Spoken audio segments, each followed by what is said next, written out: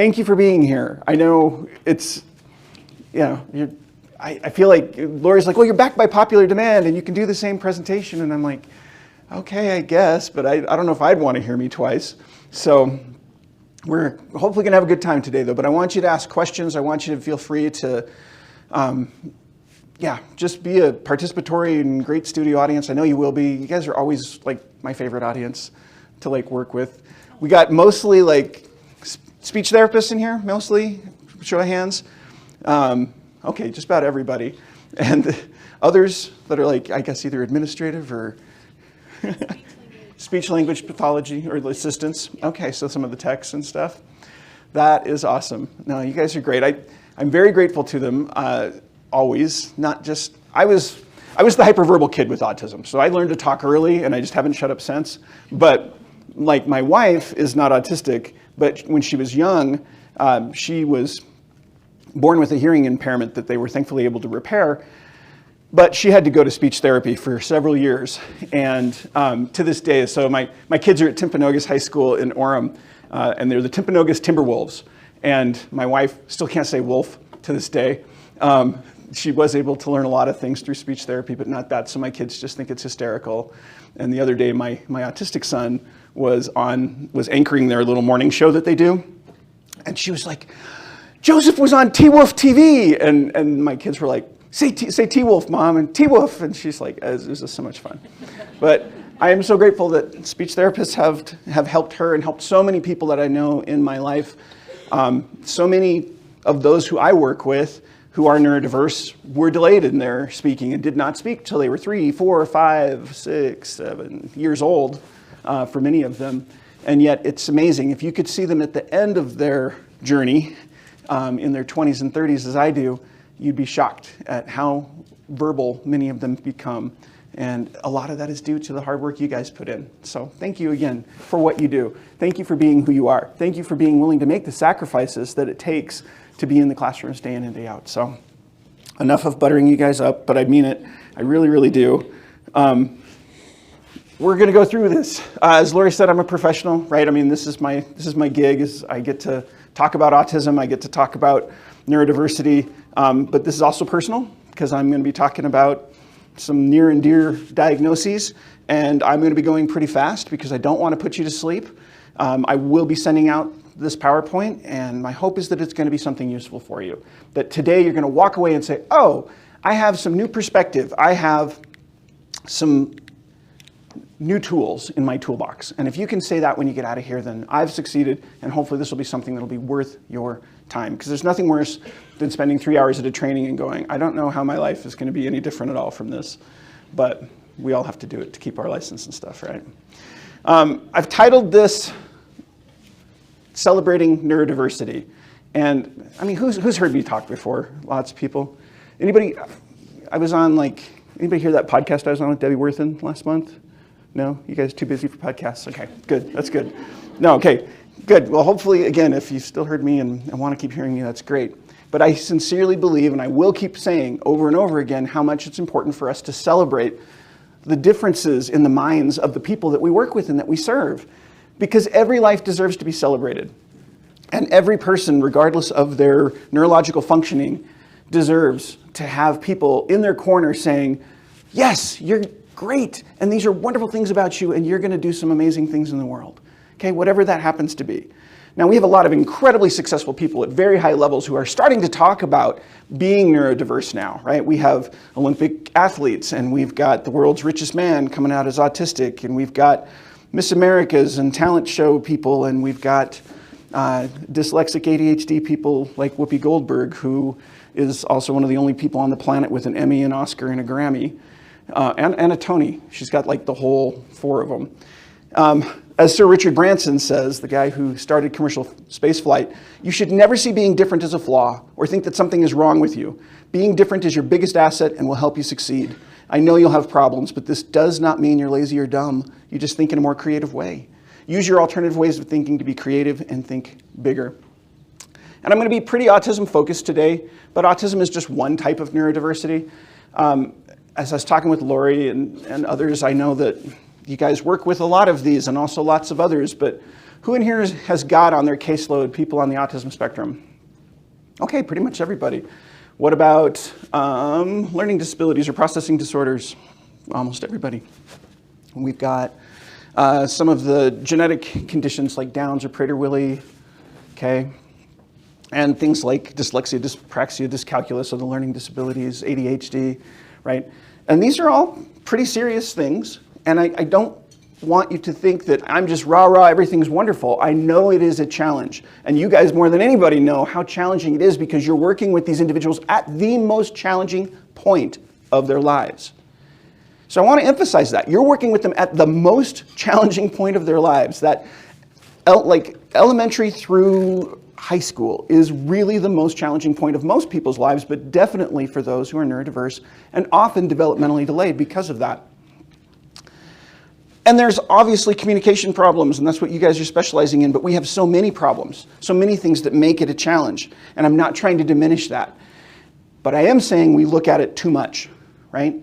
For those of us who diagnose neurodiversities, they come from the Diagnostic and Statistical Manual of Mental Disorders, 5th edition. And I'm not sure how speech disorders are diagnosed. I don't remember if they're in the DSM or not, but they're definitely diagnosed by you guys with all of your wonderful assessments. And all of these assessments, all of these diagnostic tools, what do they focus on? Just the challenges, right? It's always the weaknesses. And yet we all have weaknesses, right? Somebody give me a skill that you just don't have. Like, could be whatever it is. Math. Okay, how many other people in here are like math? I got into speech therapy so I wouldn't have to do math. Okay, good. What was another one? I don't sing. Don't sing. Okay, so we got math and we've got singing. How many other non-singers do we have in here? Okay, we will not be doing karaoke, which makes me happy. But honestly, could you imagine if we got up every single day and we said, all right, whew, those math weaknesses, you know what? We've got to work on this. And so all day long, every day, it was, we're going to have this many hours of addition and this many hours of subtraction and this many hours of multiplication. And then we're going to move on and we're going to start doing fractions and all that. And if you had a tutor and you worked on that all day long, or if you were, you know, had a voice coach and you worked on singing all day long, every day, would you get better? Yeah, over time you probably would. But could you imagine if all day, every day was like, oh, well, you're still struggling. Yep, you're still behind everybody on math. You're still not as good at singing as, you know, so-and-so. So we're going to keep working on this and working on this. Can you imagine how discouraging it would be? And yet this is often the day for children with special needs and even young adults with special needs. And even at my school that I run, there's a lot of this. And so what I want to get us away from is, yes, it is challenging. And the challenges need to be addressed insofar as they're getting in the way of our strengths. Do you need to spend your life mastering math? No, because you've made it. You're fine, right? Do you need to become an opera singer? No, you don't. I have a disability where if you throw me a ball, I will drop that ball, okay? It's not going to happen. And if I spent the rest of my life working on basketball, I'm never going to be anything more than a very mediocre basketball player. And that's okay. It's not going to matter. My weaknesses do not define me. And not only do they not define me, they're really not important, except as they get in the way of my functioning in the life I want to have. Weaknesses only matter as they get in the way of function. So it's, again, spending all day on stuff we're not good at is totally depressing. And yet this is how neurodiversity gets approached. It's, oh, let me tell you, your child, we're diagnosing them with this, this, and this means all of these challenges, probably these challenges. And the horror stories that parents have heard, how many in here have a child or sibling or family member with a neurodiversity of some kind? Okay, about half. And you've been told terrible things. Oh, they may never talk, they may never walk, they may never this, because doctors have to list all of those challenges and tell you all these terrible things. And yet again, how depressing, how discouraging. We treat it as if it's a tragedy. As Temple Grandin says, there is, with neurodiversity, too much emphasis on the deficits and not enough on the strengths. And so over the last 10 years or so, the neurodiversity movement has really risen as kind of a civil rights movement that says that, yeah, having a neurodiversity like autism or ADHD, it could be a disability. But that's largely because the world is not built for people like that, okay? Picking on my wife again, my wife is 5 foot nothing, okay? She is the reason that on the shelf in the grocery stores, there's that sign that says, please ask for assistance with items on the top, because she will like climb up on the shelf to get the thing off of the shelf there, because the world is not built for short people, right? People who are outside of the statistical norms, the world isn't built for them. The world is built for the majority. And because of that, yeah, things become a disability. Not because there's anything inherently bad with them, just that they're different. But neurodiversity also needs to be viewed as a natural and valuable part of human variation and doesn't have to be pathological. It can be something actually really helpful in some ways. And maybe just as critical for the human race as biodiversity. So I keep saying neurodiversity. Neuro means brain, diversity means different. So we all have unique and different brains, right? Duh. And of course, everybody is neurodiverse to some degree or another. All of us are. Because no two brains are exactly alike. It's not like there's some brain in a jar at the Smithsonian in Washington, D.C. that's like, this is a normal brain, and all brains must be compared. No, it doesn't exist, right? So a neurotypical is someone whose brain falls into that standard deviation. Neurodivergent, then, people who fall outside of that.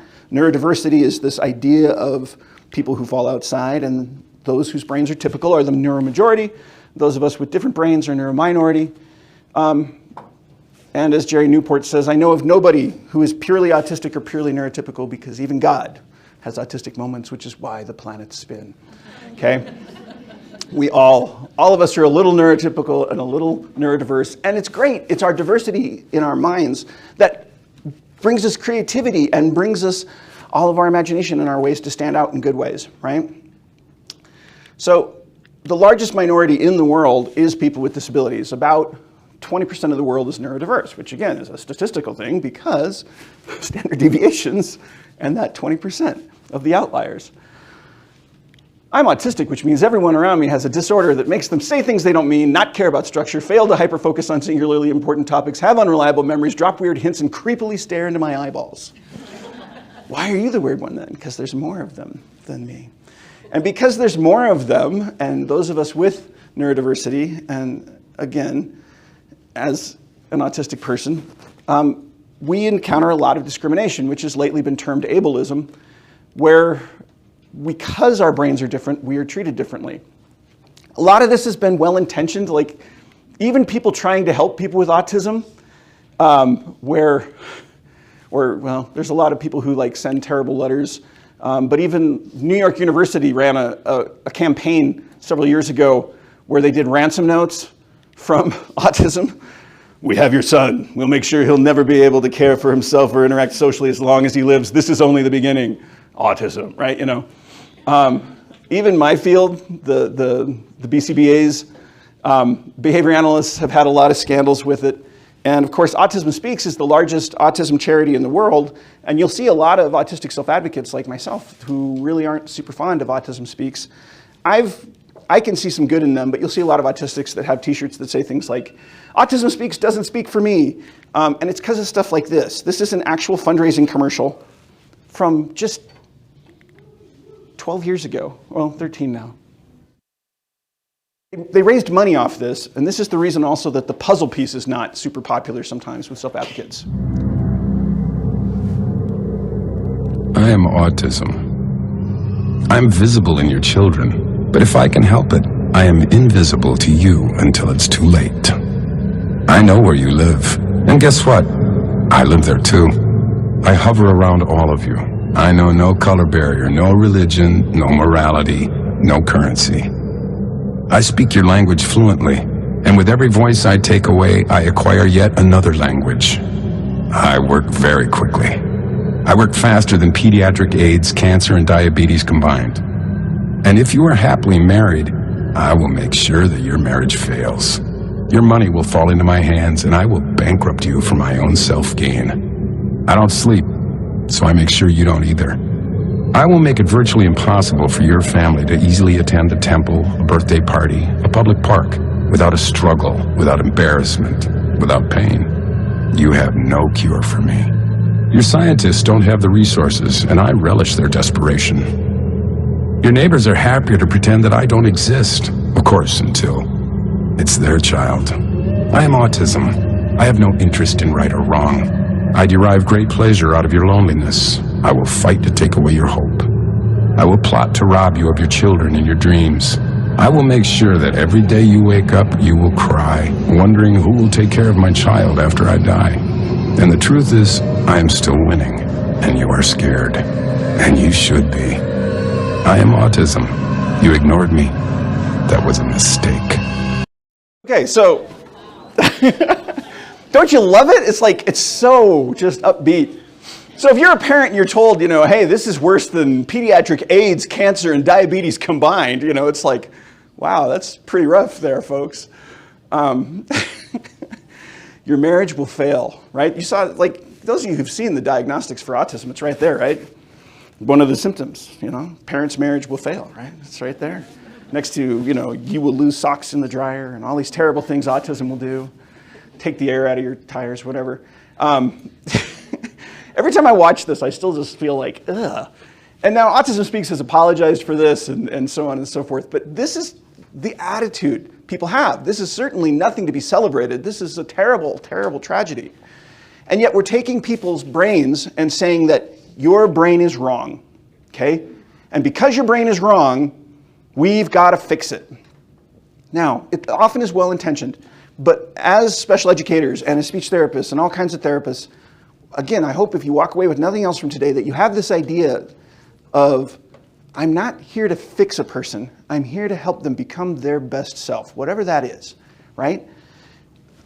Because we could totally go this other way, right? If somehow we woke up tomorrow and it was reversed, and those of us with autism were in the majority, and those who are currently neurotypical were in the minority, we could define neurotypical syndrome, right? And we could have, like, man, these people, something's up with them. They have excessive preoccupation with socializing and social conformity. They've got all of these issues here, right? They experience difficulty being alone, being quiet, or pursuing solitary interests. And they make small talk and have rote use of phrases, and they use idioms, and oh my goodness, they have odd sensory phenomenon where they like high levels of sensory input and changes, and they engage in excessive eye contact and touch, and they often experience difficulty with honesty, and they respond to statements of fact as insulting and personally offensive, right? So I went through with some of my staff, and we made a PSA to try and help people here become more aware. I read social significance into absolutely everything. I demand that others engage in uninteresting, unimportant small talk. My eye contact is so good, it's unsettling. If any of these symptoms sound familiar, you or a loved one may be struggling with NTS, Neurotypical Syndrome. Neurotypical syndrome affects roughly 58 out of 59 children worldwide. Neurotypical syndrome is incurable, pervasive, and may be apparent in infants as young as 3 months old. This is the exact Additional language they use symptoms for include autism. failing to recognize when sensory stimuli are too high or too low, engaging in excessive touch, eye contact, smell, and sound levels, and expecting non-neurotypicals to do the same. May adhere to apparently inflexible, non-functional routines or rituals, such as wearing a tie, high heels, or other uncomfortable clothing. I heard straight from the horse's mouth that you should let sleeping dogs lie, but instead, I end up putting my foot in my mouth by using idioms that literally make no sense. If you know someone with NTS, don't give up. There is hope. Despite their challenges, with early intervention, many NTs have learned to compensate for their disabilities and to interact normally with an autistic person or specialized interest. I have NTS. I have NTS, I have NTS, and I'm okay. and I'm okay. And I'm not playing with a full deck. This has been a public service announcement brought to you by the Institute for the Study of... So again, the first message again is this new perspective, right? To remember that as different as people are, just being in the majority means we get to say, oh, well, you're different. But everybody's different, okay? And just being different doesn't automatically make something wrong. And being different isn't a tragedy. One of the very first autistic self-advocates, the guy who founded the Autistic Self-Advocacy Network, is Jim Sinclair. And he wrote an essay, this was a piece of it. By the way, if you've never read Welcome to Holland, that's another essay you ought to read, but I don't have time to go through that one right now. But his essay, he talks to parents and he says, don't mourn for us. You didn't lose a child to autism. You lost a child because the child you waited for never came into existence. And that isn't the fault of the autistic child who does exist. We need and deserve families who can see us and value us for ourselves, not families whose vision of us is clouded and obscured by the ghosts of children who never lived. Grieve if you must for your own lost dreams, but don't mourn for us. And one of the things that parents often have to go through are the stages of grief as they deal with, oh, this is not the child I expected to get.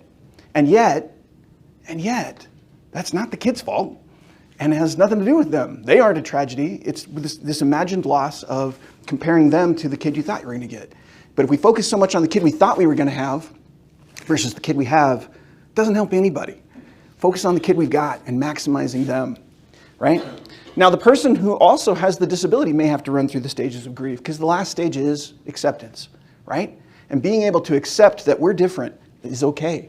Being able to accept that difference might not even be bad. I tell people, don't mourn for me. I mean, if I could go back and talk to myself as a kid and at the lowest points of my life, I was a junior high dropout. I literally dropped out of school at 12 years old. I grew up in Alaska. I think I forgot to mention that, but those of you who know me know. And growing up in Alaska, thankfully, there was fewer kids and I could be the weirder one. And it was still too much for me. By the time I hit 6th, 7th grade, going to junior high just killed me. I was suddenly thrust from, what's the big difference between elementary and junior high? What are some of the big differences, I should say? More classes. More classes, that's the biggest one, right? You go from having one teacher with one desk and one set of rules. Now I've got 7 teachers, they each have a different classroom, they each have different classroom rules, I have different seats I'm sitting in, the kids are different in the class, I got different personalities, different subjects. What else is different in junior high? Puberty, oh my gosh. So I'm already developmentally delayed, and here I am in 6th, 7th grade, and I'm still like secretly watching Sesame Street, because Sesame Street's pretty awesome. And seriously, like, so in first grade, I went through all of first grade talking like Cookie Monster, or about 3/4 of first grade talking like Cookie Monster. And my teacher thought I needed speech therapy at first. Because, me don't need speech therapy, but I thought it would be fun. So then she tried that, and then I went from Cookie Monster to Grover, and hello everybody. It was great. And my teacher then was like, well, maybe he's gifted, so they put me in like with the gifted kids. It was a mess. But by the time I hit junior high, I felt so far behind developmentally and socially, and I didn't care about the things kids did. In puberty, our bodies are going through changes. People are getting interest in other people. People are starting to notice that I'm wearing the same clothes all the time, that I don't shower every day because it was physically painful for me to shower. Things like that, again, if I could go back and talk to that kid and tell him, hey, your life's going to turn out really cool, it would have been neat. So I want you to take that message back to the kids you're working with. It gets better, and we'll talk more about the research there. But you know how they talk about marriage failing? I'll be married 25 years this next April. I got 3 awesome kids, ADHD, anxiety, ADHD learning disabilities, autism and depression. And you know what? They're amazing. I wouldn't trade them for the world. I've been on all the TV and newspapers back when newspapers were a thing, and podcasts and national presenters. I was in Washington, D.C. earlier this year. I've been Teacher of the Year. I've been Presenter of the Year nationally. Been Hero for Autism. I helped found the very first convention just for adults with autism. It's called AutCon. We run it every year in May at my school. I helped found the Passages program at Utah Valley University. I'm the program director at ScenicView Academy. I'm part of the Utah Autism Initiative, the Utah Developmental Advisory or Disability Advisory Group. I just finished up being chair of the Utah Developmental Disabilities Council. I had just been appointed to the Church of Jesus Christ of Latter-day Saints Disability Advisory Board.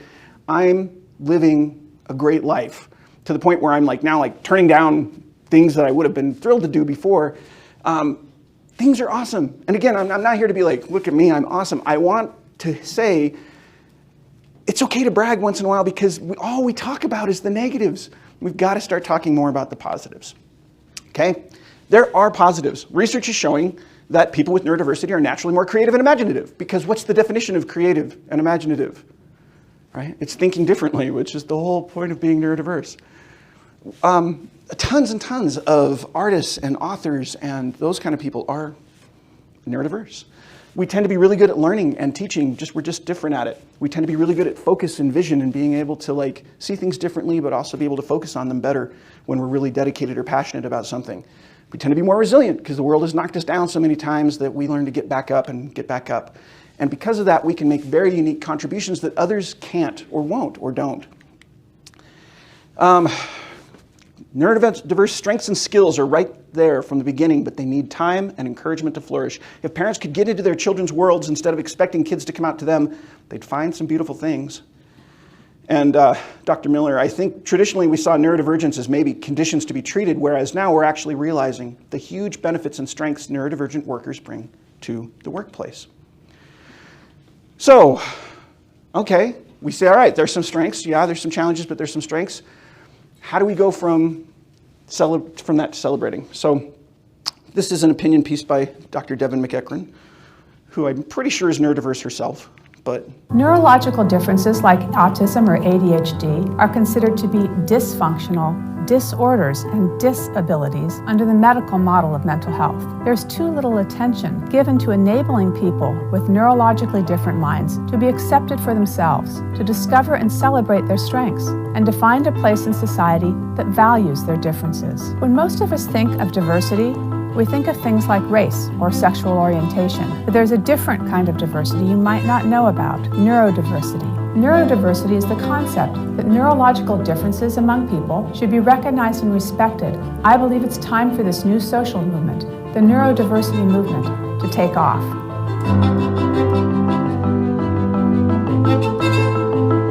It's actually, the numbers now are 1 in 44 with autism. Neurodiversity is a part of our genetics and of our evolution as a species. The genes for autism and ADHD are not errors, but rather are the result of variations in the human genome that have and will continue to have advantages for society. One of the genes associated with ADHD, the DRD4 gene, is known as the novelty-seeking gene. It arrived on the human evolutionary scene over 10,000 years ago. Genes associated with autism also go back more than 10,000 years. Research suggests that genetic variants linked to autism might have been positively selected during human evolution because they contributed to exceptional memory skills, heightened perception in vision, taste, and smell, a precise eye for detail, and an enhanced understanding of systems such as animal behavior. These characteristics likely remain in the gene pool today because they are still advantageous. As a psychologist advising the parents of differently wired kids, I tell parents they have a choice between trying to change the child to fit the environment and changing the environment to fit the child. There are many different microhabitats and subcultures in our world. For an individual with autism or ADHD, finding success on their own terms may come from discovering the particular niche that fits best, the niche that allows their strengths to shine and their challenges to be minimized. Individuals with ADHD tend to thrive in situations of rapid change, variety, and that reward creativity and out-of-the-box thinking. A career as a comedian, detective, entrepreneur, journalist, actor, EMT technician, or photographer could be. I'm not saying that having autism or ADHD is easy. And I don't mean to downplay the real suffering that can be caused by having a neurodevelopmental condition, disability, or difference. But it's also time the world sees the beauty and value in brain differences. Neurodiversity might be every bit as crucial for the human race as biodiversity is for life in general. My vision is for a neurodiversity-tolerant and accepting society where differences are celebrated for the depth and dimension they bring to the human condition. I want children whose brains are wired differently to be encouraged to find their niche instead of changing to fit other people's ideas of normal. Diversity in every sense makes our world a better place, and people who think differently are a huge part of that. All right, so let's celebrate the positives. And that's the bottom line. As we've overemphasized the negatives, we got to start changing this. And how does that look in our one-on-ones with our caseloads? How does that look in our interactions with others, in our families, in our world? And how do we maximize that dignity and the positives? Because if we can focus on that, we don't need to be afraid of the numbers of neurodiverse people coming through the system, which, by the way, are increasing drastically. Lori and I were talking about how we don't know if it's COVID or what, or the increase in technology, but neurodiversity is becoming more and more and more the norm. It's as if our brains are wired to adapt to this kind of stuff. But again, the studies are showing, Dr. Lord here, we're surprised in the scientific literature that there are young people who have minimal functionality who at age 19, 21, or even later lead quite happy lives. So if we're going to change this to a celebration and have the hope, it means we've got to focus on strengths, okay? Because when I ask the young adults I work with, and I work with those 18 to 35-ish is mostly who I work with, and I ask them, okay, name your challenges. Boy, they can list it and list it and list it all day until they get really discouraged and just kind of put their head down. When I ask them, name me your, what are your strengths? They struggle, right? Because nobody tells them what they did right, but the minute they do anything wrong, somebody's telling them that over and over and over, right? As the famous Chinese proverb goes, a journey of 1,000 miles is ruined by one accident, right? No one remembers the 999.9 miles where you didn't hit the tree, right? So don't discount your students' strengths. It's easy to see the bad, but as we've talked about, success doesn't come from our weaknesses. Success comes from our strengths, and we're going to be looking at the strengths for several different. But I want to take a quick little pause here because you guys are already falling asleep, and I want you to either pick a partner or reflect on this on your own, and you're welcome to stand up and do a little self-stimming if you need to do that. I'll teach you how to do that later if we need. But ask yourself these questions, right? What are some of the special needs students' strengths that the kids I work with? Where's my focus been generally? Challenges or strengths? You may not want to say that one out loud, but how have I unconsciously made my students maybe feel a little less than or abnormal in a bad way? So personal reflection, or talk with someone near you, or turn around and talk to the person behind you. Go right ahead. Let's just take 3 minutes and then we'll come back. And if you want to go grab snacks, apparently there's snacks and drinks and stuff too, or hit the bathroom. So we're good. And for those recording, you may want to pause for a few minutes. There's nothing worse on those recordings than sitting there for that.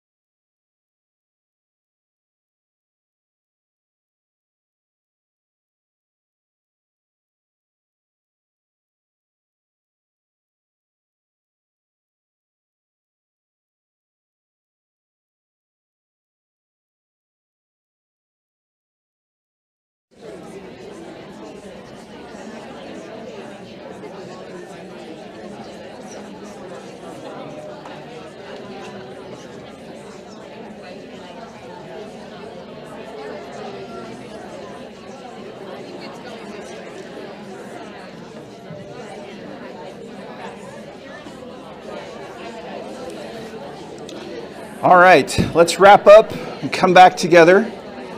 And I want to hear from some of you, like what were some of the things that stood out as you discussed these questions? What were some aha moments or some insights that you got discussing this or thinking about this, reflecting on this? What were some of your responses from your group or from yourself? Some things to share. Yeah, thank you. Loud voice. I'll try and repeat it for the recording. So we were kind of talking like number 2. Uh-huh. Offline focus, but on challenges or strengths. We talked about it's kind of tricky because kind of our job is to remediate. Right? Yeah, so it's tricky because our jobs are to remediate the challenges, right? But then like how do we incorporate their strengths into that remediation? Good, and I love that. Focusing on strengths does not mean ignoring challenges. But what it does mean is that we are acknowledging strengths, finding every excuse to compliment that kid and to let them know how awesome they are. And again, if you can utilize their special interests or their areas of strength, you're also going to make much better progress. I remember meeting with a parent and they were like, this is my child and he doesn't talk to anybody. He can talk, he's selectively mute. He had got through high school with 0.75 credits because all he did for 4 years was sit and look in the corner, and somehow he managed to pass a class and a half just sitting and looking in the corner, not talking to anybody. And I couldn't get him to talk for a little bit, and I finally hit on dinosaurs, which was one of my childhood fixations, and he came alive. And he is in college to be a paleontologist now, and that is several years of effort. But again, when you focus on strengths, all of a sudden the other interventions become so much easier, right? If we're going to focus on your math, but we're involving it in something that's also really, really motivating to you, that's super helpful. Good, I love that. Other thoughts or insights that came up? Yeah. Similarly, we were talking about trying to fit the kid to our activities and our plans rather than letting them direct what they would like to talk about. Good, okay. We sometimes struggle because we want them to fit into this box instead of fitting the box to them as much as possible and letting them have as much choice as possible. And by the way, if you want human beings to cooperate, you maximize the amount of choice they have. That's the number one human need is autonomy. You can look at all the research. Okay, we are willing to die for our autonomy. It trumps the survival needs. It trumps everything. Okay, free agency is that important. Good. One last comment that somebody wants to make from your group or an insight you had. Good? Okay, let's move on. But again, keep thinking about this as we move forward. So, this next bit's going to be a lot shorter. I want to show you something though that's a very important piece. And by the way, this is in the handout. I sent out the materials. I sent out like a 14-page handout. Again, I'll also get you this if you want the PowerPoints. But they did a 20-year study following children who'd been diagnosed with a neurodiversity. And following them for 20 years and their families for 20 years and doing frequent interviews along the way and surveys. And what they found is that there was a set bunch of steps that everybody went through. Not everybody made it to the last step or the last stage, but these were the same 5 steps for everybody, and this is what they are. And by the way, this doesn't just work for neurodiversity. I have seen over and over again, this can work for cancer. This can work for the most horrible labels you can imagine putting on a person, kidnap victim, those kind of things. It can actually work for as well. Stage 1 is when you become aware of a difference, okay? Hey, something is off, something is wrong, or this kid's not talking, or this kid can't pronounce these words, or seems behind in these milestones, right? And for the person, it's when they become aware of their differences, right? So then what do? Well, you go and get the label, okay? Stage 2, you go to get a label. And if it's a speech problem, you better go to a speech therapist and get a label, right? And they're going to say, oh, well, you have aphasia or whatever. I don't know what your guys' labels are, but I'll pretend. I've heard some of them. And the person then learns, okay, I have blank, and this is what that means, right? At this point, it's almost completely a list of challenges. So the third stage is accepting the label. And again, this is where, at this stage, the person or their family or both may need to go through the stages of grief, right? And everybody's going to do this at different speeds. But at this stage, you're trying to accept that, yep, I actually have this, and understand what it means in terms of how's my life going to be different because of this label? How are my outcomes? How are my challenges? What strengths might I even have from this? Okay? And so this is where a lot of people stopped, right? Some people, I'm going the wrong way. Some people stop here. I'm different, but I'm just going to hide it, and I'm never going to go get a label for it. This happens all the time. You guys will encounter tons of undiagnosed autism. Utah used to be the highest rate of autism in the United States. Does anyone know what we're actually ranked now? We have one of the lowest rates of autism in the entire United States. Is that because there's less autism in Utah? No. If you've been in Utah, you know there's a lot of autism, okay? So My people are everywhere, right? And not just at FanX, right? It is very much all over. But a lot of people stop here. They don't want to talk about it. There's a stigma. They'd rather have any label other than autism or some of these. And you'll see that especially with biological females with autism. They don't get diagnosed. If you do get diagnosed, a lot of people stop there. They're like, okay, I've got this label. Let's never speak of this again, right? And a lot of people stop here because this can take a long time. This can take years, many, many years. Some people never reach acceptance. But those who keep moving go on to the next stages, right? The next stage is compartmentalization. This is the stage where you realize this is a part of me, but not all of me, right? I have this, but my life is so much more than this. And so it's like those little kindergarten cubbies that we all loved, where, you know, yeah, okay, autism is here, but also this, right? There's so many other cool things about me. If you guys know who Temple Grandin is? Temple Grandin is one of the first people who made speech therapy an industry, because the interventions that she got for speech were what allowed her to become a university professor at Colorado State, where she still is, a professor in the animal science department. And if you ask her identities, she's world famous for being autistic, but she will list animal science professor, number 1, chunk of her identity. Number 2, being a woman. 3, loving animals. Number 4-ish or so is autism for her, right? It's there, and she's willing to talk about it, but she's like, it's weird, everybody just always wants to talk autism. But this part of me, not all of me, right? Alexis Weinman was the first diagnosed autistic Miss America finalist. And again, compartmentalization, I think she's past compartmentalization now, but she has a good quote here about how autism is just a piece of us, right? And you can't let it define you. You can't overcome fear and anger. You certainly can't overcome autism, but you can't let them define you either. You can, however, find ways to pick yourself back up and get back in whatever fight that got you down to begin with, because you'll find out that no matter the situation or obstacle in your way, you can and will rise to the challenge. She's another one where speech therapy has made a huge difference in her life. She is now a disability lawyer in Montana. Miss Montana is surrounded by more than 50 other beauty queens on stage, all hoping to become Miss America. But for most of her early life, Alexis Weinman spent her time alone. I was very quiet because I couldn't say anything right. I was picked on for the way I spoke. I really didn't have any friends. Her parents knew there was something wrong, but their small town of Cut Bank, Montana, didn't have the resources to help them figure out what it was. And then at the age of 11, after years and years of searching for answers, a doctor finally put a name to Weinman's condition: pervasive development disorder, a mild form of autism. Typically, children with autism are very intelligent, but very quiet, socially awkward, and they don't respond appropriately to interactions with other people. Typically, they don't end up becoming beauty queens either. But Weinman says one day she simply decided not to let her condition define her. I learned to really accept myself and my autism, and I realized that my autism isn't what defines me. I define what is autism. I joined the cross-country team, the cheerleading squad, speech and drama, and I started making a lot of friends just by getting involved and pushing myself. She entered the Miss Montana pageant as a way to prove to herself she could do anything she set her mind to. By the time I graduated, I had done so many things I thought I'd never be able to do, nothing stopping me from trying. And I fell in love with the program. Good thing, too, because I won. I wasn't expecting to win, but it's funny how things walk out sometimes. That win put her on the national stage in Las Vegas. Miss Montana, Alexis Weinman. Weinman made it as far as the top 15 and won the America's Choice Award for garnering the most online votes. She says the whole experience has been an amazing ride. It's been a challenge, but I've enjoyed it immensely. There are times when I do feel a bit overwhelmed, but those are going to happen in life anyway, whether you're going to be in Miss America or not. So I'm willing to take all of that on. Dr. Sanjay Gupta, CNN, reporting.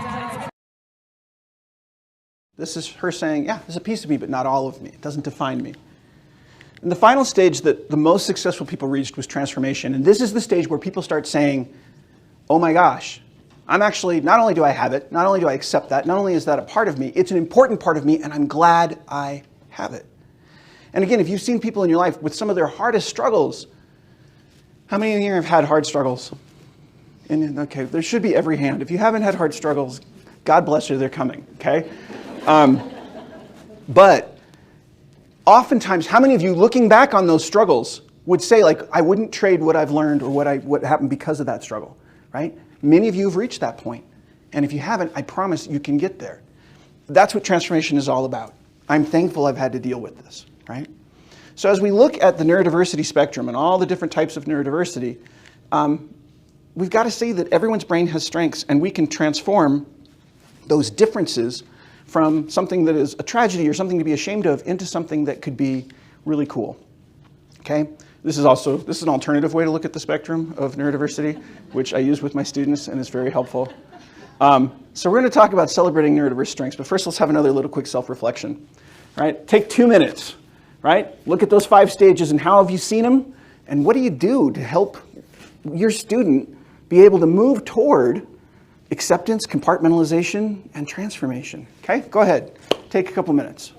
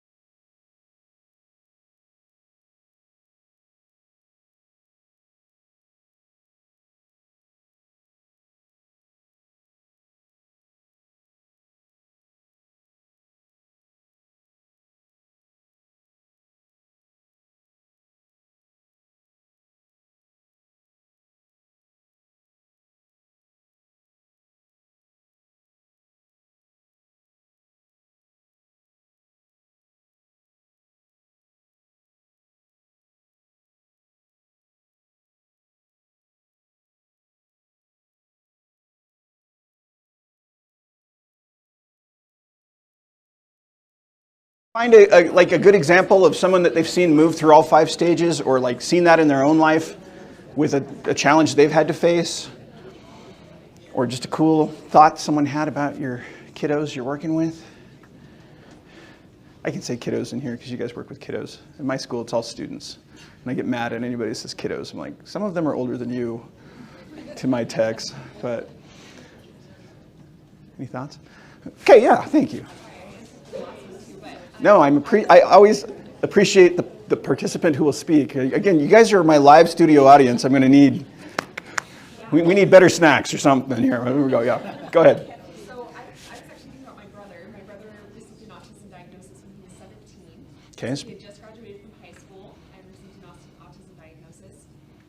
I was thinking about him in these different steps or stages, and I feel like he's still in the accepting the label part of things. Yeah, okay, so your 17-year-old brother, how old is he now? He's 23. He's 23 now, and he's still in that acceptance phase. Again, very, very, very normal, right? And the 20s to 30s, by the way, is about when you're going to hit the equivalent of neurotypical teen years for autism, which is cool. But yeah, and again, there's no harm in being in acceptance. At my school, what I tell my students is you need to be at least at stage 3 when you graduate my school. You need to be able to say, yes, I have this, here are my challenges, here are my strengths, because that's going to set you up for success in life. And go on to keep going toward compartmentalization and transformation. You'll get there eventually, but only by doing that. So good, I love that. You guys know who Bethany Hamilton is? Okay. What is Bethany Hamilton's, when she became aware of a difference, what happened? Her arm was bitten off by a shark, okay? Suddenly she became aware there's a difference, okay? She went to the hospital and was told, hey, you have arm bitten off by a shark syndrome. I don't think they quite phrased it that way. And then she had to go through a stage of acceptance, learning to dress herself again, learning to heal, learning to surf again, right? If you've seen Soul Surfer or heard her story. And yet, again, she's famous for not just having one arm. There's a lot of people with one arm. She's famous for also being a successful surfer, being a very solid person in terms of her values and her religion and her family, and also just the fact that, yeah, she does lots of other things with her life. So having an arm bitten off is just one piece of her, no pun intended. Stage 5, transformation. Have you guys ever seen an interview with Bethany Hamilton where they ask her, if you could have your arm back right now, would you? Any guesses what she says? She says, no, absolutely not. And they'll be like, well, why? And she's like, well, I don't need it. I can surf with one arm, and I'm giving hope to people with all 4 limbs by having this arm missing. I think God let this happen for a reason. That, again, I am not there. If a shark bit my arm off tomorrow, and there was some magical pill I could take to get my arm back, I am taking that pill. I am right there, okay? But I have reached that with autism. If someone had a magical cure for autism, I wouldn't be taking that right now, right? Now, back when I was 13, yeah, I might have. Even though I didn't know I had autism at the time because I was too high functioning, which just meant I was better at hiding it, and also it was an island in Alaska, so like everybody's weird. But anyway, I was extra weird, which is great. All right, so we're gonna, oh yes, question. What would you suggest? Like, so a lot of us work with elementary students that may or may not even... Okay, so working with elementary students, sorry, I'm trying to repeat for the recording. But Is there a way do we introduce the stages to them? Do we talk about it? how to introduce that? That's a great question. Again, working with adults, I just flat out go through it and I actually walk them through examples of people who have reached it. And I'm going to show you in this next stage, I'm going to show you a ton of people who have reached transformation on all of these, and they'll talk about why they're grateful for blank, okay? Whether it's autism, ADHD, anxiety, learning disabilities, even depression. There are people who are grateful for that. Again, I've not reached stage 5 on depression. The few times I've been depressed in my life, I don't look back with gratitude yet. But certainly my son with depression is not there. But though he's doing so much better right now. So how do you introduce it? Again, the same way you'd introduce any other concept, right? You're going to try and make it visual. You're going to try and tell stories around it. I'm probably not doing the best job today of telling stories, but I'm trying to, because stories are how our brains learn more than any other way. Okay, and these can be stories that are visual, auditory, combination, tactile, walk them through. Anything you can do to provide a vicarious experience is going to be one of the most powerful teaching experiences you can give. And so helping them see this, even just saying like, hey, again, their cognitive capacity to understand this might also be different. But helping them see like, oh, okay, this person isn't aware that they even have this. A lot of times when you're working with elementary school kids, no one's ever told them what's wrong with them. And they just know something's wrong with them. So I didn't have a label when I was a kid. Guess what labels I put on myself? I'm dumb, I'm weird, I'm a nerd, I'm a geek, I'm different, something's wrong with me, I'm broken. Okay? Pretty awful labels. You can see where the depression came from. Okay? Because while other kids were out practicing basketball or singing or math, okay, I was practicing beating myself up. I'm really good at it. Okay? Whatever we practice, we get good at. I am so good at beating myself up. And how many of us are? Right? And so helping them have an actual label and understanding that this isn't a tragedy is wonderful. So I have a friend who's an LCSW, and he diagnoses autism and ADHD and stuff all the time. And he will literally buy a cake and have like, congratulations, you have autism, and bring that to the family. And when they come in and be like, hey, we've run all the tests, your kid's got learning disabilities. And he'll talk about the strengths first. they're going to crush it here, here, and here. They're going to struggle with this. We'll get to that. We can learn that. But this is going to be awesome because of this. And they're also going to talk about their personal strengths. So again, get creative. But if you think about it, there are ways to help them understand, I have blank. And then from going to there to, I accept that I have blank, and there are some limitations, but there's some strengths too. If they can get out of elementary school, knowing that they have strengths and they have value and that they are worth it, and that life is going to get better after they get through all the hell that is junior high, that's priceless. So, absolutely. Great question. Let's look at some of these. Okay, let's start with Winnie the Pooh here. Okay? Wonderful case of learning disabilities, right? You notice his spelling, right? Winnie the Pooh's real name. Anyway, Pooh is a nickname. But these are things that, again, often start overlapping with speech because any type of processing disorder falls under the learning disabilities umbrella, right? So things like dysphagia or aphasia, visual and auditory processing disorders, sensory processing disorders, and of course, dyscalculia, dysgraphia, dyslexia, like the standards. And a lot of people just call all learning disabilities dyslexia, this entire processing thing, even though dyslexia is specifically what? Reading. It's specifically a reading disability. But it's because with any type of processing disorder, what's happening is, how do humans get information? We have only one way of getting information. What is it? How do we bring in information? Thank you. Our senses are the only way we can bring in information. And so with a processing disorder, there is something going on with either the bringing in of through the sense, or once it's brought into the brain, because we only have one sense organ. Okay, we smell with our brain, we see with our brain, we hear with our brain, we taste with our brain. And I could play all kinds of weird mind games with you to show you that that's actually what's going on. But the touch or the taste or the smell or the visual reading, something's happening on the way to getting it stored, on the way to retrieval, on the way to expression of the retrieval. Something's happening along that process, and that's where the processing disorder comes in. And yet, can you be grateful for it? Absolutely. If you ever watch Pirates of the Caribbean, all three of the main leads, somebody was talking about the Pirates of the Caribbean theme. So Johnny Depp, Keira Knightley, and Orlando Bloom all have dyslexia. Johnny Depp's probably also autistic, for the record. I don't know if he's ever been diagnosed, but he's diagnosed dyslexic. And here's Orlando Bloom talking about how dyslexia is awesome. If you have a child with dyslexia, it's really learning what is their superpower. Every child has a superpower. If you're dyslexic, it's kind of your superpower. It's like the way that you think. So then you just need to be given tools and opportunities and learning, like passion-based learning, you know? And if education is a challenge for a child with dyslexia, you need to understand how to educate them so that it isn't a challenge, so that it's fun, because it's not that they're stupid, it's not that they're not capable. They just need to learn how to enjoy the process of learning. I don't have time to run through the whole clip. If you want to see the interview, it's on YouTube, it's free. You can also watch it on the videos when you get this PowerPoint. But what stage is that? That's 5, that's transformation, right? Because dyslexia is my superpower. And we just have to learn how to help kids focus their superpower. And it really can be. So many incredibly talented people have processing disorders.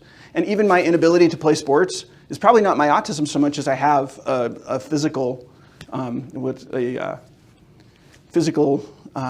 kinesthetic intelligence learning disorder. If you guys know, like, Gardner's multiple intelligences, people know that? Okay, learning disorders happen in any one of those 8, right? That's how they happen. But because the brain is wired differently there and has at least one mode that is a weakness, what it means usually is the brain has created strengths in the other modes. And so people with learning disabilities tend to be really good at thinking in big picture, which is not necessarily a strength of autism. They tend to be really good at bodily kinesthetic processing, unless they're like me and have a bodily kinesthetic disability. They tend to be very creative, be able to think on their feet really well, and be really empathetic toward others who've had these challenges. Again, if I had time, I would show you some of these videos and watch how, again, people's hearts are softened and how much love they have for others with disabilities and challenges because of what they went through. Steven Spielberg wrote The Goonies, because he was that kid. He was like, if they're going to call on me to read again today, this is going to be one more day in a long succession of days that were the worst day of my life. And he hated school. He finally finished college in his 60s just to kind of show his kids that he could do it, and show himself. But he just felt terrible and unvalued because of that, but he's got a lot of empathy for the outcasts, for the goons in the world. Imagination, again, intelligence. Just to have a processing disorder, it means there's a disconnect between what your expected performance is and what your performance is. Narrative reasoning, so they're good at stories and telling stories and thinking of things in stories. Like I said, use stories to teach. They tend to be more resilient to actually have better social skills, again, unless that's their area of processing problems. Verbal reasoning and visual spatial processing, again, one of these processing areas is going to be a strength for them. They're not going to have a deficit in all 8. Even if it's a relative strength. You don't have to be the best in the world at something to have a strength, right? We don't all have to be Taylor Swift to sing, right? Okay? I just heard that she got like all the top 10. I don't actually listen to Taylor Swift, but I'm not cool enough. But again, you don't have to be Taylor Swift to be a successful singer. You can be all kinds of other people or just sing for fun. So if you're working with these students who have processing disorders, make sure that you're trying not to embarrass them because they are ashamed of this area of weakness. They know that they're not good at this. And you're going to see behavioral problems when you're trying to work on that because they don't want to show anybody this weakness. They know that this has just been an area that people have picked on, teased, that they've beat themselves up over. And so try to ask for volunteers. Again, use as much autonomy for them as possible and help them show off their strengths. Give them a chance to shine in a way that's really good, that even can maybe show other kids how good they are. Give them extra time to process because what they're having to do is like, who in here knows a foreign language? Like a few people studied foreign languages. Okay, so I remember learning Japanese and your brain, when you're learning a foreign language, you have to take in the phrase, translate it to your native language, come up with a response in your native language, translate your native response to the foreign language, and then say it in the foreign language. So by the time, someone asked me in Japanese, like, "O genki desu ka?" I'm like, "Oh, okay, that means, how am I feeling today? I guess I'm feeling okay. So how would I say I'm feeling good? Okay, so I'm feeling good, and I'm going to say that in Japanese. Oh, genki desu yo. Okay, I'm going to say," and by the time I say that, it's people are already saying, well, good evening, and, and they've already left, right? Give them extra time. Take the amount of time you think it should take and double that, or triple that, or even square that, okay? And then make sure you're using other senses. If you're using just one sense and they're having a lot of problems, it's probably because there's a processing disorder in that sensory modality. Use other sensory modalities.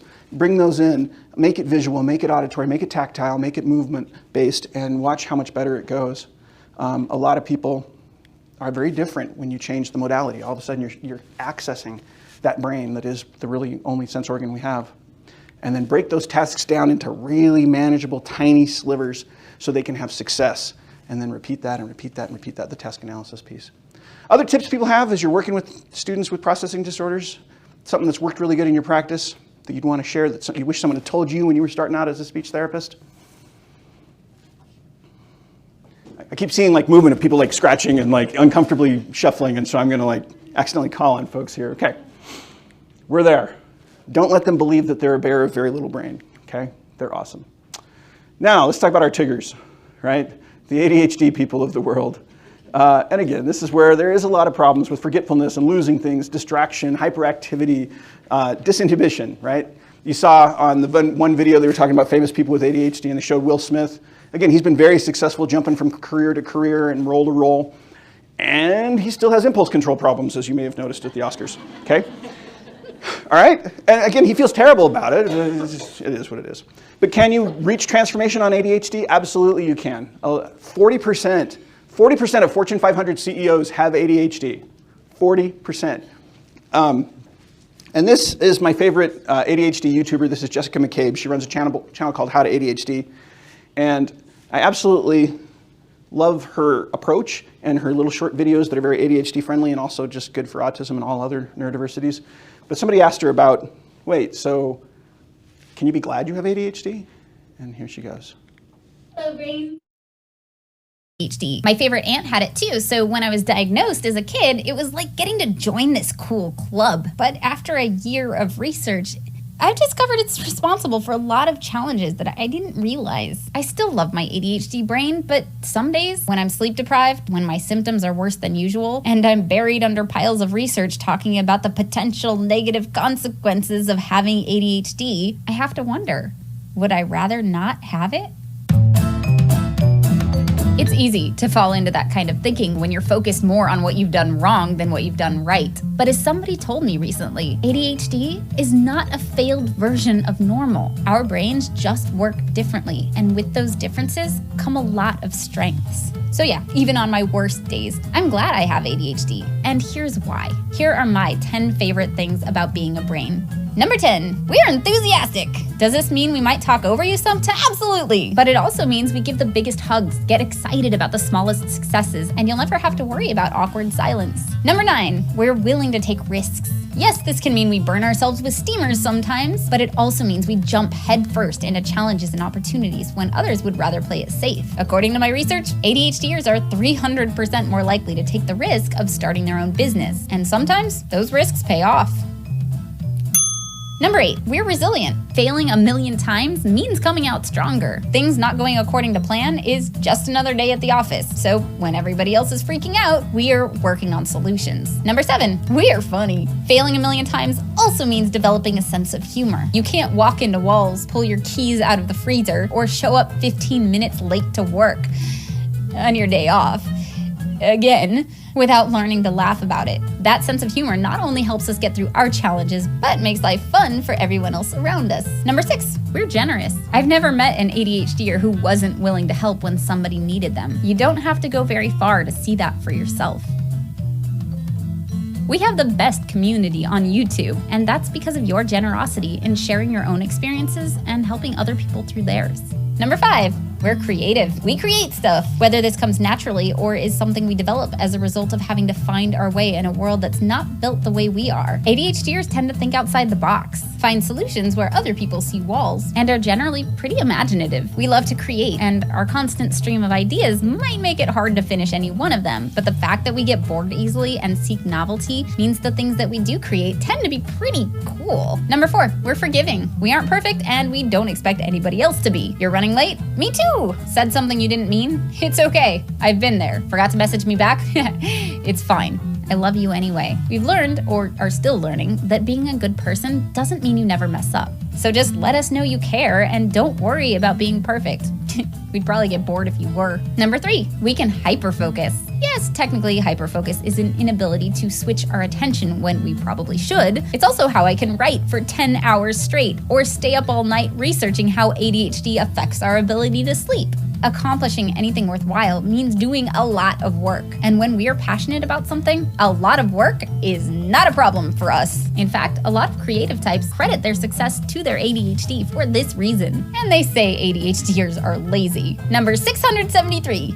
We're full of surprises. You never know what we're gonna say, and we never know what we're gonna find when we finally clean our room. With us, everyday life is an adventure. And my number 1 reason I love having ADHD, drum roll, Edward. Thank you. Number 1, we are not alone. If I had to be the only person in the world with ADHD, I might get tired of being singled out and feeling misunderstood. But I'm not. I'm not alone. I have you. We have each other. We have doctors who have it and understand what we need. There are champions who have it and can remind us that ADHD doesn't have to hold you back. There are ADHDers who coach, who create organizational systems, who teach, who are friends that can understand. So yeah, even on my worst days, and yeah, I have them too. I'm proud to be part of this tribe, and I wouldn't give it up if I could. I'm proud to be ADHD, and she has some really great reasons. The research shows a ton of strengths, and again, your handouts have all of these. But, you know, Tigers are adventurous, animated, artistic, creative, curious, energetic, flexible, fun, right? And bouncy and trouncy and all those things. But if you're working with the person with ADHD, you're going to need to, again, move things up and have planned distractions and give them things they can fidget with. And it also is helpful to help them learn ways to calm themselves and regulate themselves, because so often that self-regulation is the real disability with ADHD. So as you're teaching them to communicate, also teach them to be aware of their own communication, their own bodies and their own minds, and how they can maybe plug into that a little bit better. Or Organizational aids, especially visual aids, can be really helpful. Medication, this is one of the big differences between ADHD and a lot of others. There's no pill for learning disabilities. There's no pill for autism. There are some really good pills for ADHD. Again, so something that you can advise families to go explore with the doctor. And then teaching them direct systems, like this is how we're going to do the thing, and this is step 1, step 2, step 3, and we're going to drill those until this becomes habitual. But some cool systems that can help them not lose stuff. I had an ADHD coach one time I was listening to, and I'm like, I don't have ADHD. But he's like, I lose stuff all the time. And I'm like, I lose stuff all the time. So it's different with autism, but the effect is the same. And he's like, so every time I walk through a door, I check. I walk through the door and I'm like, oh, do I have my stuff? Did I leave anything behind?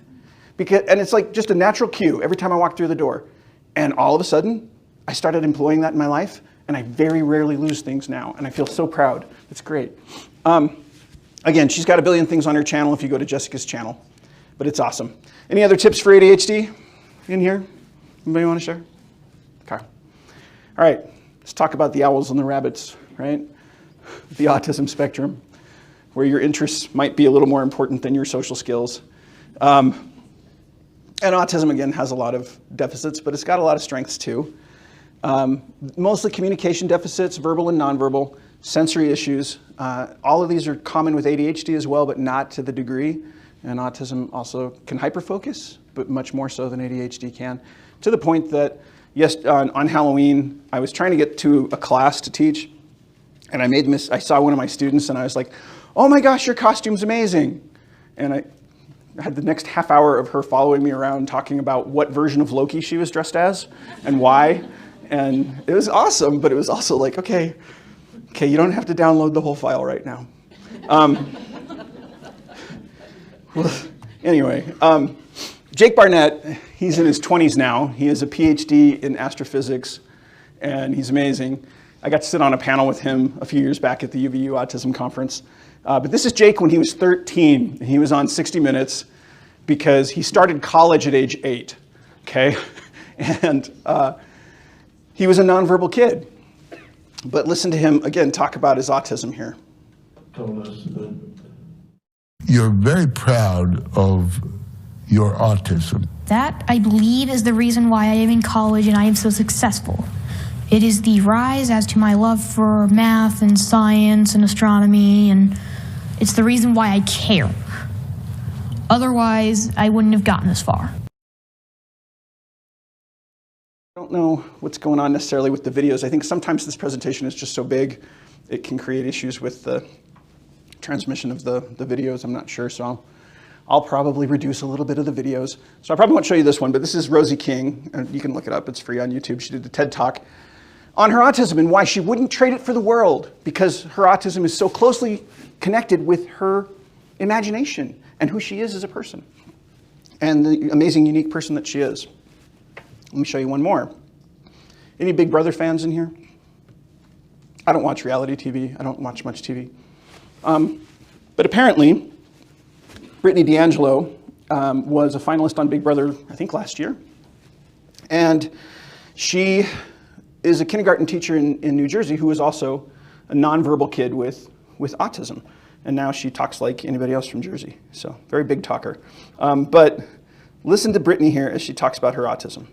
Oh my gosh, I am honored to be answering this question right now. For me, I was diagnosed at 22 months old.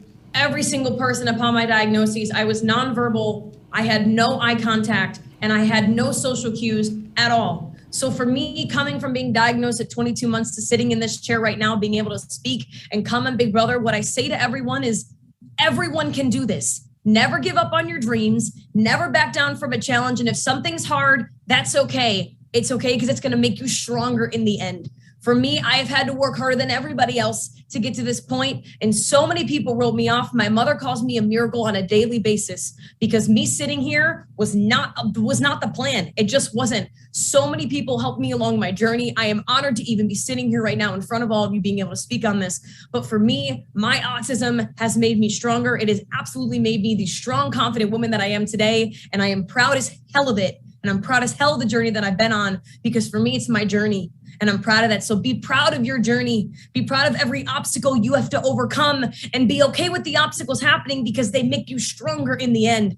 But anyone can sit exactly where I'm sitting. I proved it this season. Ian, myself, everyone can do this. So for me, what I say is just never give up on your dreams. Always be authentically yourself, because you are amazing exactly the way you are. So this is how that's who I want teaching kindergarten to my kids. But the diagnosed and researched strengths of autism are amazing, right? People with autism tend to be better at learning in their special interest areas, memorizing in their special interest areas, visual and auditory processing in their special interest areas, and being able to focus for very long periods of time, even on very small, detailed, quote unquote, boring things. This is a weird study. Okay, so they did a study last year that showed that autistics were better at driving than neurotypicals. They were more likely to follow the speed limit and to there was only one area that neurotypicals scored better than autistics: left turns, okay? Which made my wife laugh hysterically, because I will go 1,000 miles to avoid making a right turn, or to avoid making a left turn. I'll make 1,000 right turns to get there. And I hate driving, so I was really grateful to get picked up this morning and brought here. But so many other strengths, right? Ability with puzzles and maps, and the ability to thrive on routines or be good with music, to be honest, to be empathetic, curious, idealistic, perfectionistic, and to have the ability to systematize. Dr. Matran, recent data suggests it's time to start thinking of autism as an advantage in some spheres, not a cross to bear. Make a considered decision to ignore challenges, find ways to communicate, and then focus on strengths, says Dr. Stephen Shore. So many strengths. So if you're working with the autistic kids, again, help them avoid sensory overload. Most of the problems with autism, processing problems, meltdowns, behavioral issues, come from having too much sensory stuff going on. I'm lucky that this light is doing okay, because sometimes fluorescent lights and I do not get along well. But you'd be shocked how even just being in your classroom might be sensorily overwhelming. So try to find ways for them to communicate even that they need to have it a little less bright, or a little less loud, or a little less whatever, or a little more. They might need it brighter, they might need it louder, they might need whatever. Again, it's not just too much of things, it's too little will often happen with autism. Minimize social requirements when you can, like group work, icebreakers, any kind of unscripted or high pressure interaction. Try to give them a heads up and give them a script. One of the best things you can do as speech therapists is give your kid a script for things that they can do or say, to explain when they're having a problem, but also when they're trying to connect or make friends. The biggest deficit that I see with young adults with autism is how lonely they are. They're just often devastatingly lonely. Ironically, I'm one of those people with autism that if it was me and my books and my toys, I'd probably be fine, okay? I probably don't need other people. And yet, even then, I would still get lonely sometimes, right? And the key to a kid with autism's world is their special interests, okay? If my first grade teacher had been like, oh my gosh, Sesame Street, I would still be a friend of Mrs. Kapolchak's, as opposed to that weird kid that talked like Cookie Monster and Grover for the whole year.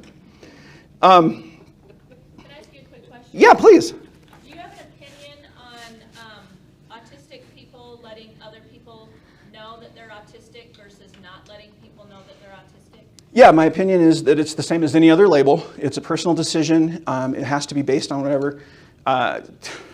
My neighbors, they don't know I'm autistic. My wife has even told me before, like, oh, I'm not sure I want you going on that show, because what if somebody watches it, right? Luckily, most shows talking about autism, nobody's watching. But but she's like, people are going to judge you, right? And I don't want that. So if you're in a situation where disclosure is going to like help you get an accommodation, then you need to disclose, right? So when my students get pulled over by the police, I'm like, if you even just sit there with your hands on the wheel yelling, I'm autistic, I'm autistic, I'm autistic, that's a good disclosure, okay? It really is. You laugh, but Lyndon Cameron got shot 11 times, okay, by Salt Lake PD a couple years ago, right? So it's important to know when to disclose and how, and that's something else you can teach them. But in terms of using the label, a lot of times people don't understand it. And here's something I hate.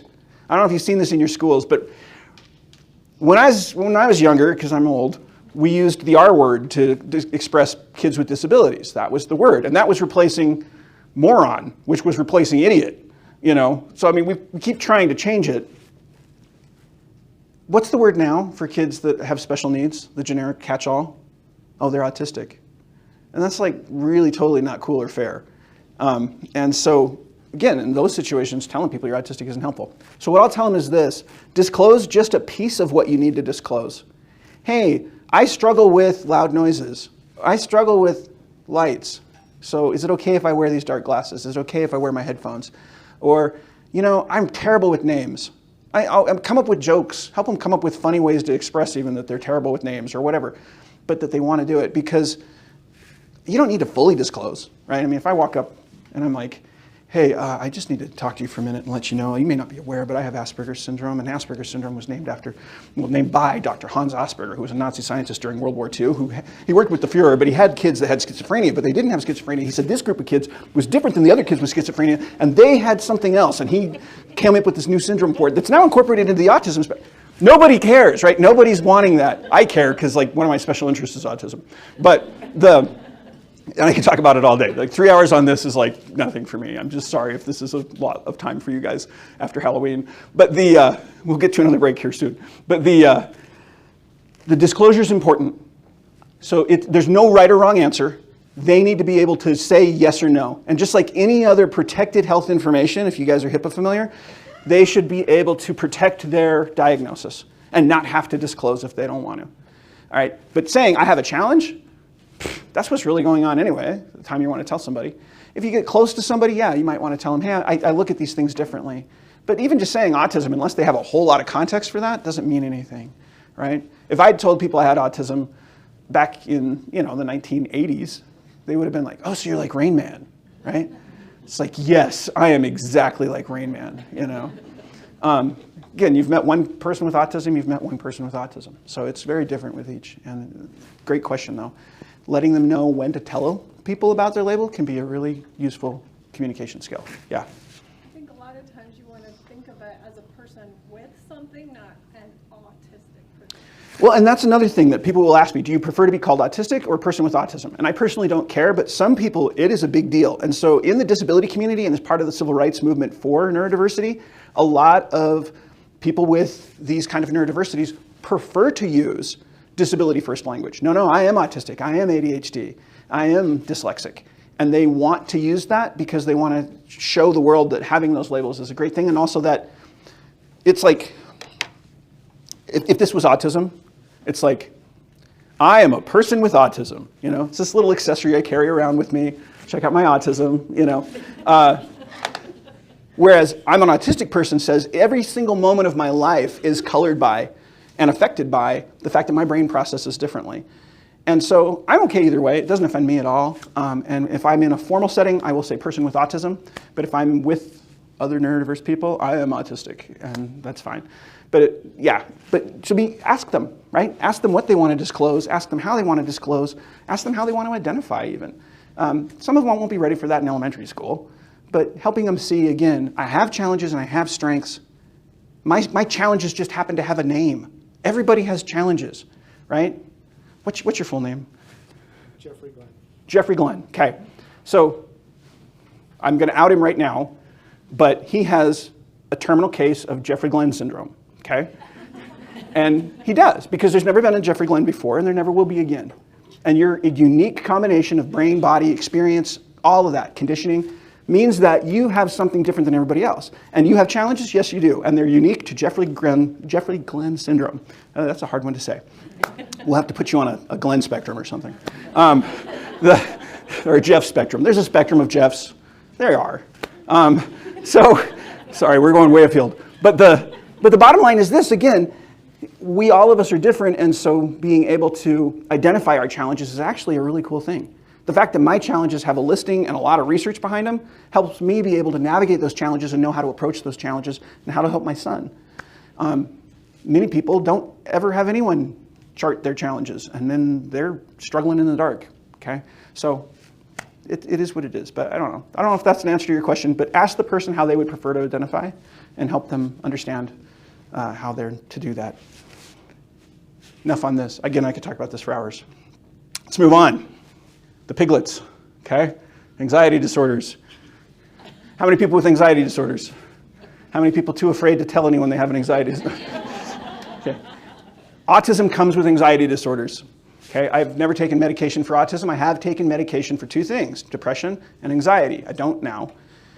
After I stopped taking anxiety and depression medication, though, and learned the systems to not be depressed and not to be as anxious as I was, and that's taken years, and I can talk to you about that if you ever want to, but the only medication I had to take was actually for gastroparesis, which is when your body can't move anything through the digestive system. My digestive system is a complete mess. Why? Because I had autism and anxiety for so many years, and I had no idea how to deal with it. What is the first thing anxiety shuts off in a stress response?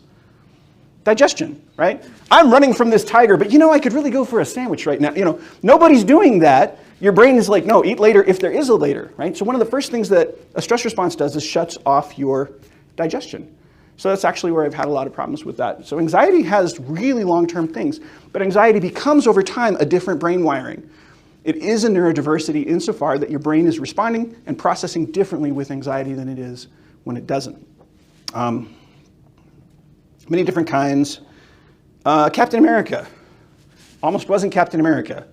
Okay, he turned it down at least 3 times, right?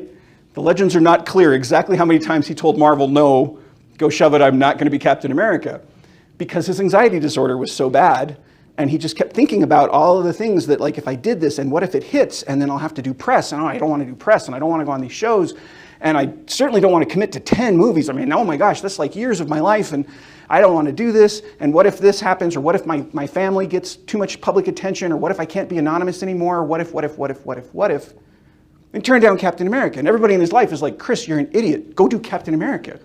And finally, through therapy, he was able to say, maybe the thing I'm most afraid of is telling me that that's the biggest payoff possible in my life, right? Because the highest risk means highest possible reward. And he's like, I'm going to try this. And he's like, the first month or so shooting, I was just like dying. He's like, I was not sure this was the right choice. But he's like, but in retrospect, this was great. Again, if we had time, I'd show you this clip. He talks about how anxiety can actually help him as an actor to just like, boom, he's just there, 100,000% centrally into it, right there, he's on, and those are the best moments. And he talks about how to help anxiety and his own shh system, that is, his brain makes all this noise, and that's how he labels it, it's just brain noise. He talks about how being able to take that brain noise and just shush gives him enough distance from it. It doesn't make it go away, doesn't make the what if stop, but it allows him to say, okay, what's really going on behind all of this noise? What's really going on? What are my risks and my rewards? And then be able to take that action.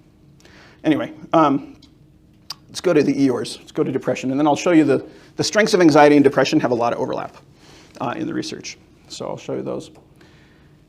I don't want to say by show of hands who's had depression, but most people have had depression at some point in their life. Most people have at least one depressive episode. Again, if you haven't, God bless you. Hopefully it doesn't happen. But the times I've been depressed, I have the major depressive disorder.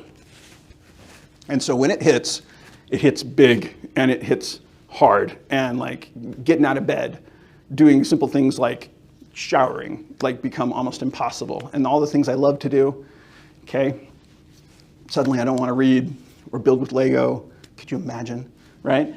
So like all of those things, those loves go away. Depression is a horrible, dark, awful, gloomy place. And I think one of the reasons most people really love Eeyore is we can relate in a lot of ways to the way his brain works. But can depression be a strength? Yes. And I hope this video works because this guy here is interviewing Lily Singh. Lily is a social media influencer and a talk show host and a best-selling author. And she wrote a book, and she talks in there about her depression. When she got out of college, she became horribly clinically depressed. And she started her YouTube channel just to try and get herself to laugh and be stupid and do something to get her brain off the depression. But watch her talk about how it's helped her. There was something else. Ask you about it, and you said that a boss is somebody that is hurt efficiently. Yes. And I thought, whoa, what does that mean? How does one? Yeah, it's kind of another way of saying it is that there's no failures, there's lessons. I mean, that's another way of putting it. But it's just this idea of when I reflect back in my life and I think about all the times I really became a better person or a smarter person, it's because of something that was very hurtful or painful or an unpleasant experience. And now I think very often in the future now when I'm through those experiences, that's inevitable. We're all gonna get heartbroken over and over again. We're all gonna deal with failures all over again, but it's how we think about those moments in that moment. So I've kind of trained my brain to allow myself to be upset when I'm heartbroken and allow myself to feel failure, but not be down in the dumps about it for too long. Not be like, oh, well, I'm worthless, or oh, well, this is just how it's meant to be and the world's against me. Getting hurt efficiently means we're hurt. How can we efficiently learn a lesson in this moment? What could I have done differently? What could I have expected differently? How could I have reacted differently? So that the next time you will be heartbroken, which you will be, it's inevitable, you're better equipped to deal with it. So you've got a lot of codifications, ways of conceptualizing life and how things are and how you should react to them. You talk about getting control of your mind. Where did you begin to put all of this stuff together, and what are some of the really important parts of your code of beliefs? You know, it's funny, when I was writing my book and I was sitting in my room all alone, I thought, oh my God, I think I'm really smart. Honestly, I was writing all this stuff, because like these are all things I've done in my life and experiences I've had, but it wasn't until I was compiling them in a book that I thought, oh, these are just organized lessons of my life. And so the book writing experience was liberating for me and very educational for me as well. And I'm so glad that people that read it feel the same way. But the code honestly came from being unhappy. That's the truth. I think I learned how to be happy because I know what unhappiness felt like. And I was able to dissect all the reasons I was unhappy, you know, all the reasons, one of them, blindly following my sister, doing what she was doing, listening to everyone else except myself, not paying attention to all the signs my mind and body were giving me saying, we're not doing the right thing. And I think having so much experience in that dark phase really helps you become better, because how can you become better if you don't know what the worst version of yourself is? And what version of yourself is? I learned to be happy and learned what happy looked like because I knew what unhappiness was and how it looked, right? Again, I'm not there with my depression, but that's transformation. That's her saying, because of my depression, I am grateful for what I've learned. I'm grateful for the wisdom I've gained, and I'm grateful now that I can share that with others, and I can do these things and learn how to be happy because I've seen the opposite of that, right? And I think that's really, really, really cool. And so even though, I'm sorry, the quality of the video, so many strengths actually are associated with anxiety and depression, which you wouldn't think. But people who have been through anxiety and depression tend to be more compassionate. They tend, because again, they know, like, oh, I've been hurt, and I know what that feels like. I've been alone, and I know what that feels like. Yeah, question? I'm just wanting to make a quick comment on this. Anxiety and depression to me is a lot like autism for you, where it's not a phase, it's not something that you just go through. You don't just like carry it? Yeah. It's just part of who you are. It is. It's not something you can just say, oh, I went through this and now I'm over it. It's actually, it is who you are. Yes, and thank you for calling me out on that. The reason I'm including it in neurodiversity is it literally becomes a part of your wiring and who you are. And it's not something that goes away. It'll come in waves, usually. I'm having lower high anxiety today. I'm having lower high depression today. And again, and you never know when that next wave is going to come necessarily, but you get better at anticipating those waves. And even while you're dealing with them, when you're not completely overwhelmed with your anxiety or depression, you tend to be more compassionate. You tend to be more open. So thank you for correcting me on that. Sorry to get a little ableistic on y'all. Better at coping, better at solving problems, because again, they're learning to like look ahead and to see like what might be an issue here and how to deal with that.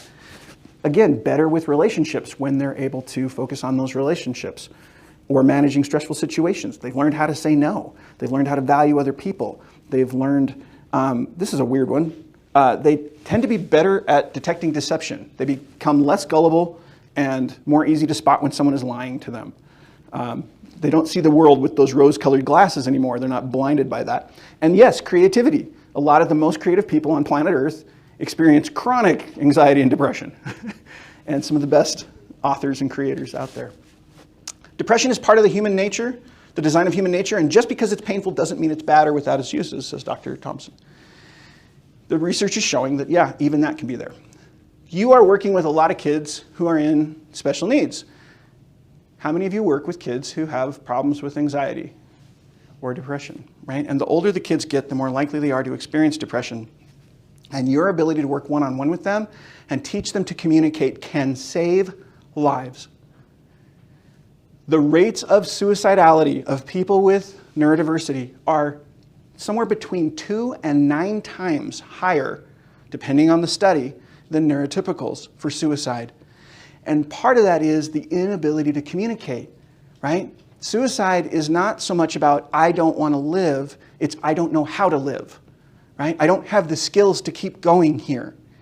And if they can't talk about it and if they can't find some way to cope with it, that can be life-threatening, because the only way they have left to communicate, the only thing left that honors their autonomy, is taking their own life. The leading cause of death in Canada for my age group is euthanasia. It's self-selected suicide, which is legal in Canada. Again, you could make the difference. Try to catch that with the kids you're working with. Help them to understand that their emotional place is important to you, and that some days, if they can't handle it, we're going to do something else today. But we're going to come right back to studying again, but we're going to do something else. We're going to have a little bit of fun. We're going to take some time to calm down or to process what's going on with you emotionally, or give you some words to express the emotion you're feeling. How many of your kiddos don't even have the words to say, these are the emotions I have? And you can do it pictorially, right? You can get those cards that show all the different faces and that have the different emotions on the faces, right? I can send you stuff if you need. But there's so many things you can do to help with this. So know it's real. Anxiety and depression are very real. They're not making it up. Yes, it's normal, but really it shouldn't be to the degree that a lot of our kids experience it. Help them reduce stress levels and demands. Keep things very predictable and certain. This is good for all students. Try to avoid their anxiety triggers if you can. Teach them some ways, again, to communicate with their body, to do some breathing, to do some mindfulness, right? Everybody just close your eyes for a second, just for a second, and take a deep breath in through your nose, okay? Let your belly expand. And just hold it for a second. Think of a place that's really cool to you, and then slowly let it out through some pursed lips. Okay? And you do that 2 or 3 times, even maybe at the beginning of your lesson, and watch how even the kids with ADHD start calming down a little, right? Give them some ways to start bringing down their emotional levels. Allow them to retreat when they're overwhelmed, but don't let them just stay retreated. Bring them back in as soon as you can. Don't try to fix it. And if they're really feeling depressed, summarize, hey, you're feeling this, right? Check and correct your understandings. Empathize, yeah, that's pretty rough. What are you planning to do? You know, proceed to share, if they're ready, what you might recommend for them. But don't just jump in with your recommendations. Make sure you're really validating first. And then get professional help. There should be counselors in the school. There should be family members who are contacted. Again, that little girl with autism who killed herself in Salt Lake, and whose name I'm going to kick myself all day because it'll come to me as soon as I'm done. Little girl in Davis County who committed suicide just a couple years ago, if you saw that on the news. Again, they need that help. So I don't want to be a downer on this. Depression can be a lifelong condition that actually is very mild, but is constant, kind of the Eeyore system there. And it doesn't have to ruin a life. But it does mean that there needs to be some special accommodations there. So, bottom line, all of these neurodiversities are just labels. Our life is not a label. No human being can be summarized with just labels and labeling. And people with neurodiversities need to see that their label has positives, not just negatives, and that there are strengths and that there are things they can look forward to even when it seems like life is overwhelming or hopeless, or I'm not like everybody else, or I'm feeling behind, which they often feel. And there's a link to my class presentation on that. So let's take another quick break here because it got a little heavy and a little long. But think about some of these strengths. And again, refer to your handout if you want to. But how can I help my students be aware of the strengths of their unique brain? And again, I've given you the general research strengths. But how do I use that? How do I build on that? How do I build my lessons around that? How do I build my interventions around those strengths so they can reach transformation? Go ahead. Take 3 minutes on this one and go from there.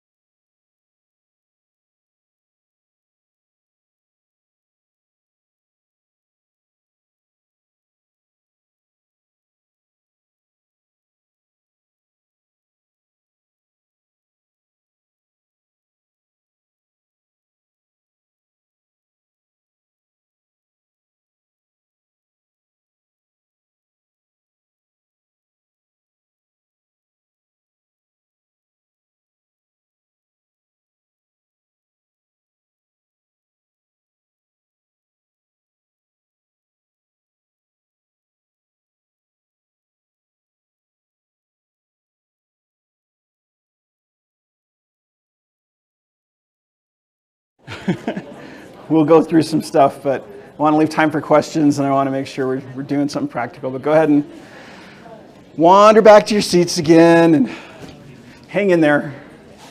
Again, you can tell Lori I don't have to come back again next year, but, or at least I don't have to go 3 hours, but this is fun stuff for me.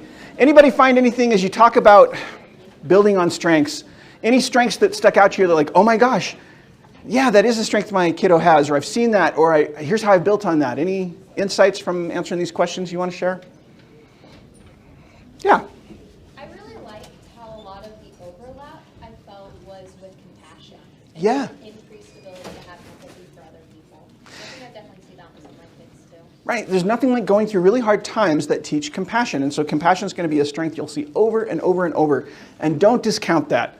Would this be a better world if everybody had more compassion?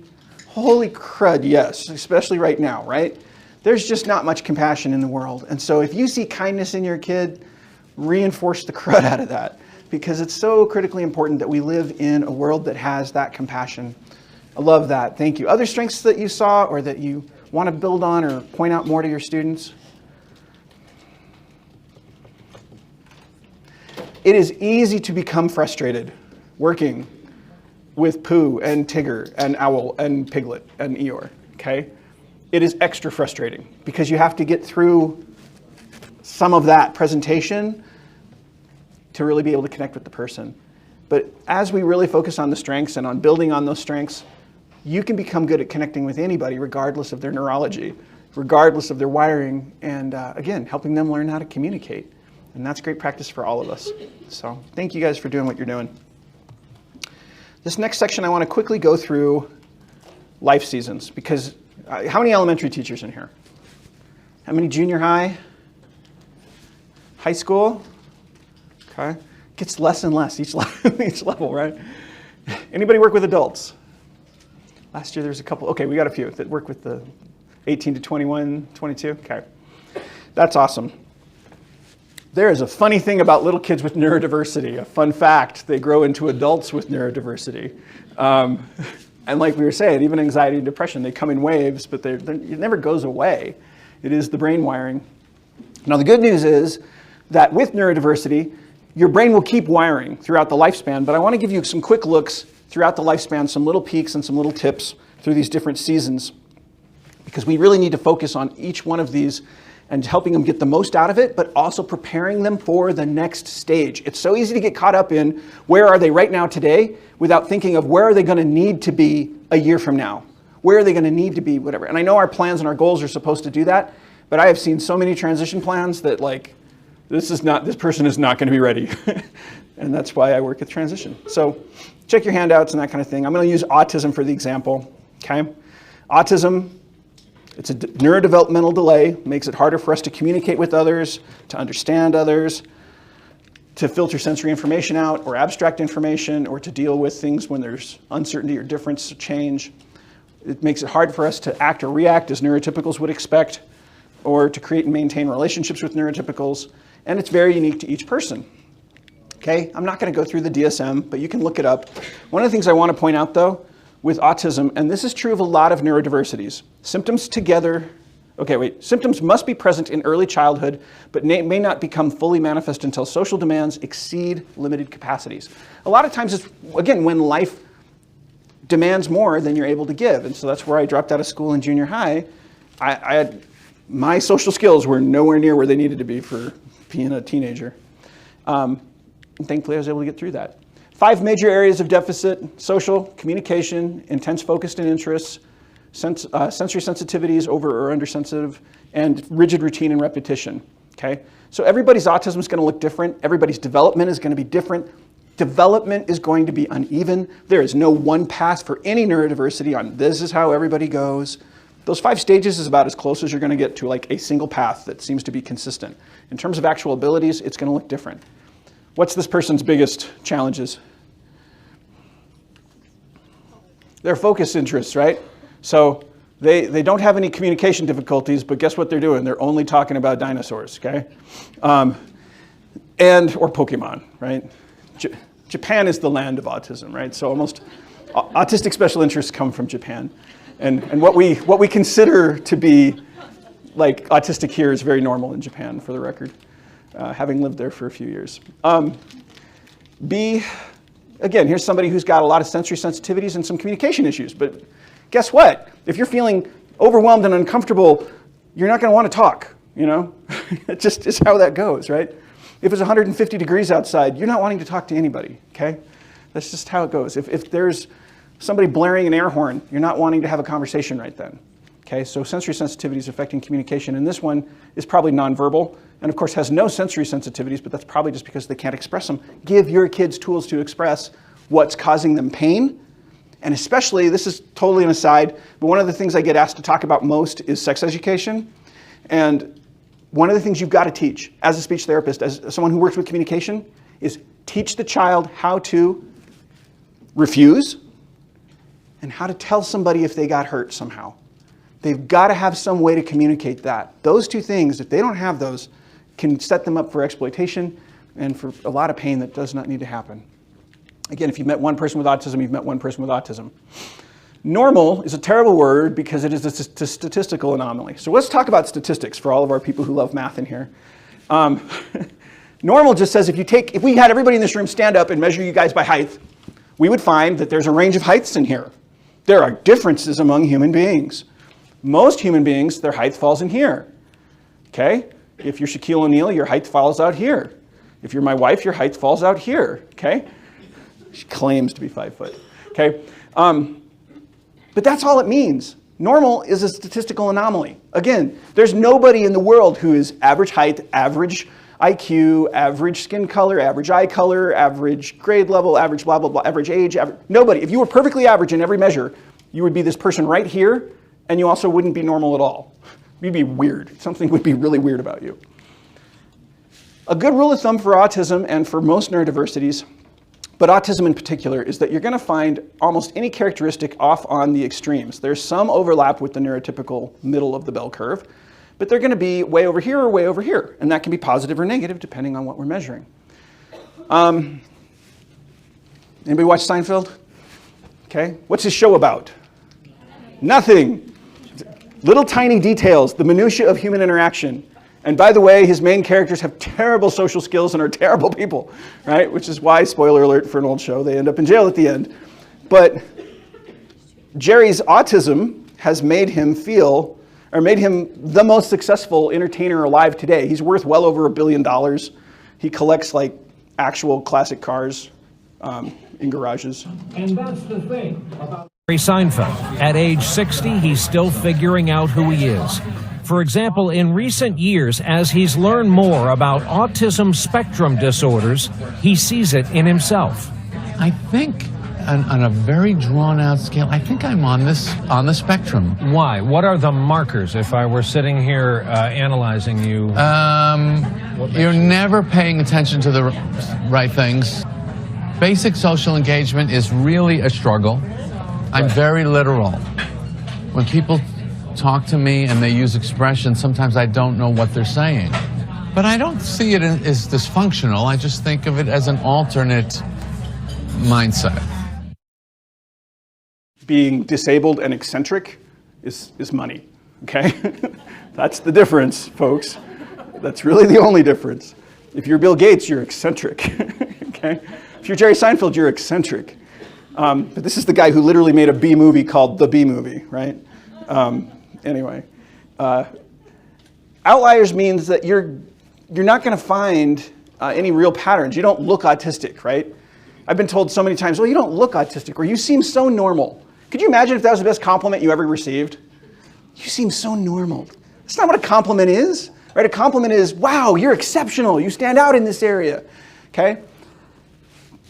I asked my students, what do you say when someone says, you don't look autistic? I have one student, she was like, I say, and you don't look stupid, and yet here we are. And I laughed, and I was like, really, you say that? And she's like, no, but I really think about it. So, again, it's a disorder of extremes. So when it comes to speech and language, your autistic kid is going to be the kid who really had a speech delay, or they could be the kid like me who talked early and hasn't shut up. It's going to be the kid who teaches them, the hyperlexic kid who taught themselves to read. That's often associated with autism.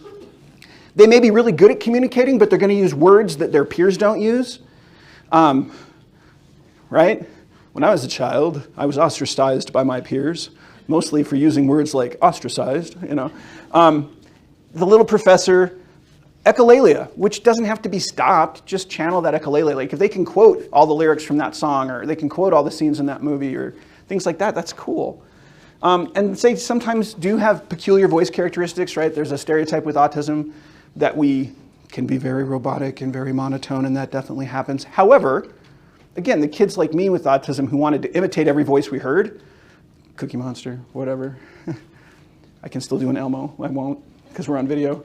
But it was great for my kids, though. When they were little, they were like, I thought Dad did those voices on the TV. It was really a compliment. Total aside, one time, so I was on a panel with one of the producers from Sesame Street who has a child with autism, and he was talking about like, oh, we're gonna make an autistic Muppet. And I don't know if you've seen Julia on Sesame Street now, she's autistic, and I was like, you already have an autistic Muppet. And he's like, what? I'm like, Bert. Bert's totally autistic. So I'm sitting here having this discussion. We're supposed to be like starting this panel, and we're like geeking out about Bert being autistic, but it was fun. Again, Domine's conversations are almost nonverbal. You can help them get a little more range in their voice. The biggest thing I've seen is, I don't even know what it's called, but you know when your R's kind of become W's, right? What is that called? Gliding? Okay, that tends to be one of the reasons people with autism won't talk much, because they're really ashamed of how they sound with that, even as adults, and it's really hard to deal with. But again, if you can help them with those kind of things so that they sound a little more like others, that can be helpful, but don't focus on it too much. It's okay to have a weird voice. Gilbert Gottfried. Hyperverbal, right? Again, man, if you put me under this light and some foreign government was like, we have ways of making you talk, Mr. Stewart, I'd be like, all right, go ahead, do your worst. And they'd be like, we will sit here in silence for 5 minutes. And I'd be like, all right, I'll tell you everything, you know, because I can't handle that. And when I do start talking, I want to download the whole file, right? So again, I'm going to, like, Jeff's going to drive me home, and I'm going to be like talking more and more about autism because I'm still downloading long after we're done. Or you could be like my sister. She was selectively mute, wouldn't talk on the phone till she was 12, couldn't like spend the night at people's houses, and is only now in her 40s. It's so fun. I'm actually getting to know her because she talks now. But she used to be like, Jared, do you ever shut up? Because for her, silence was peace, and silence was good, and silence was all the things it's not for me. Cognitive issues. Again, we also tend toward extremes. Black and white. Okay, right or wrong. We tend to think of politics or morality or all that stuff. One of the best things you can teach your junior high and high school kids with autism, do not state non-tentative opinions. Strongly worded opinions turn people off. Strongly worded opinions make people not want to talk to you. Strongly worded opinions shut down conversation and relationships. Don't help them to see like, well, how would be a different way we could say that? And I know that's kind of a nuanced skill, but I see that over and over again. And my son, I'm struggling with it with him. He went to this homecoming dance recently, and this is the third in a series of terrible, terrible dance experiences he's had. He's good at getting the girl to say yes, and then afterwards it's like, oh, that was awful. This one, he didn't even make it through the whole date. He's like, well, she was just kind of ignoring me, and I was like, I'm not letting this happen again. So after we were done with dinner, I just gave her ticket to the dance and said, you can go if you want, but you obviously don't want to go with me, and I'm out of here, and I left. And I was like, part of me is very proud of you, right? And part of me is like, so what happened? And when he was ready to process it, it turned out that he was making very strong statements about political systems and about people and you know, music he likes and doesn't like. And he's like, you're supposed to talk about what you like and don't like, right? And I'm like, oh God, when you make a statement like that, you're just turning her off, and watch her responses as she's like shutting down because she's like, I don't even want to talk to this guy about this, or that's offensive, or whatever, and you didn't even know you're doing that to her. Still, she should have talked to me, whatever. Anyway, we're there. We tend toward either obsession or apathy. If we have enough energy for it, we're going to be there 110%, but if we don't, we're going to be apathetic, okay? Just cannot muster if we can't muster enough energy to care 100%, we're not going to care. Hyper or hypo-rationality. So again, using my son, because he's not here. Hyper-rationality. Well, son, you'll feel it in your heart. Actually, Dad, the heart is an organ that pumps blood and oxygen and nutrients through the body and has nothing whatsoever to do with emotion and isn't even shaped like that, okay? Hyper-rationality. Same son. Son, you're 17. Let's get rid of your Lightning McQueen cars, okay? You don't play with them. They're just in a bin. And, you know, you're 17. These are little kid toys. Yeah, but it might hurt their feelings, Dad. So, again, same kid. So, routines were either too routine-oriented or not enough. Over or under conscious of mistakes, etc. Oh, we got time. I'm going to show you this. This is way back in the day. There was a parody news network called The Onion. I showed you guys this, I think, last year, but it's worth watching again. This is autistic reporter Michael Falk. And they would just be like, we bring you now to autistic reporter Michael Falk. And he would give the autistic perspective on whatever.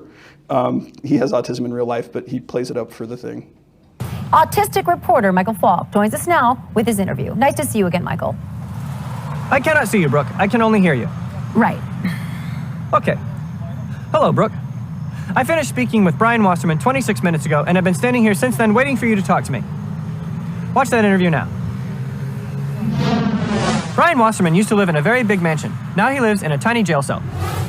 Is living in prison different from living in a 40,000 square foot mansion in Westchester? Yeah, it's different. How is it different from living in a 40,000 square foot mansion in Westchester? Well, it's every second of my day is accounted for. It's just day after day of rigid routine. Rigid routine. What is the rigid routine? Well, we get up at exactly 6 a.m. Yes. Exactly 6:15 a.m. Everyone is counted. Counted. Yeah, we have to line up 7 times a day to be counted. Line up and be counted. And then there's the food. I never tasted such terrible food. How long do you have to stay in the line? We have to walk in lines everywhere. Do you have to make that line straight? Oh, yeah. Well, frankly, I always thought you didn't have to do anything in prison, but we have a work detail, and it's hard. Just yesterday, I spent the entire day stacking crates, just one on top of the other. I like to stack. You do? Yes, I like to stack crates, stacking crates. Yeah, well, it's hard work. Yes, stacking crates. Yeah. I don't mean to complain, but I realize what I did was wrong. I just want to serve my time, and maybe I can get out of here and get back to my family. Why do you want to get out of here? For my family. Can you stack your family? What? I want to be in prison. No, you don't. I want to be in prison. No, you don't. Yes. You see, it takes its toll on you. Well, you wear the same clothes every day, Yes. and you live in this tiny little box, Yes. Yes. And there's hardly any human contact. How do I get to live here? No. How do I get to live here? I need to go to prison now.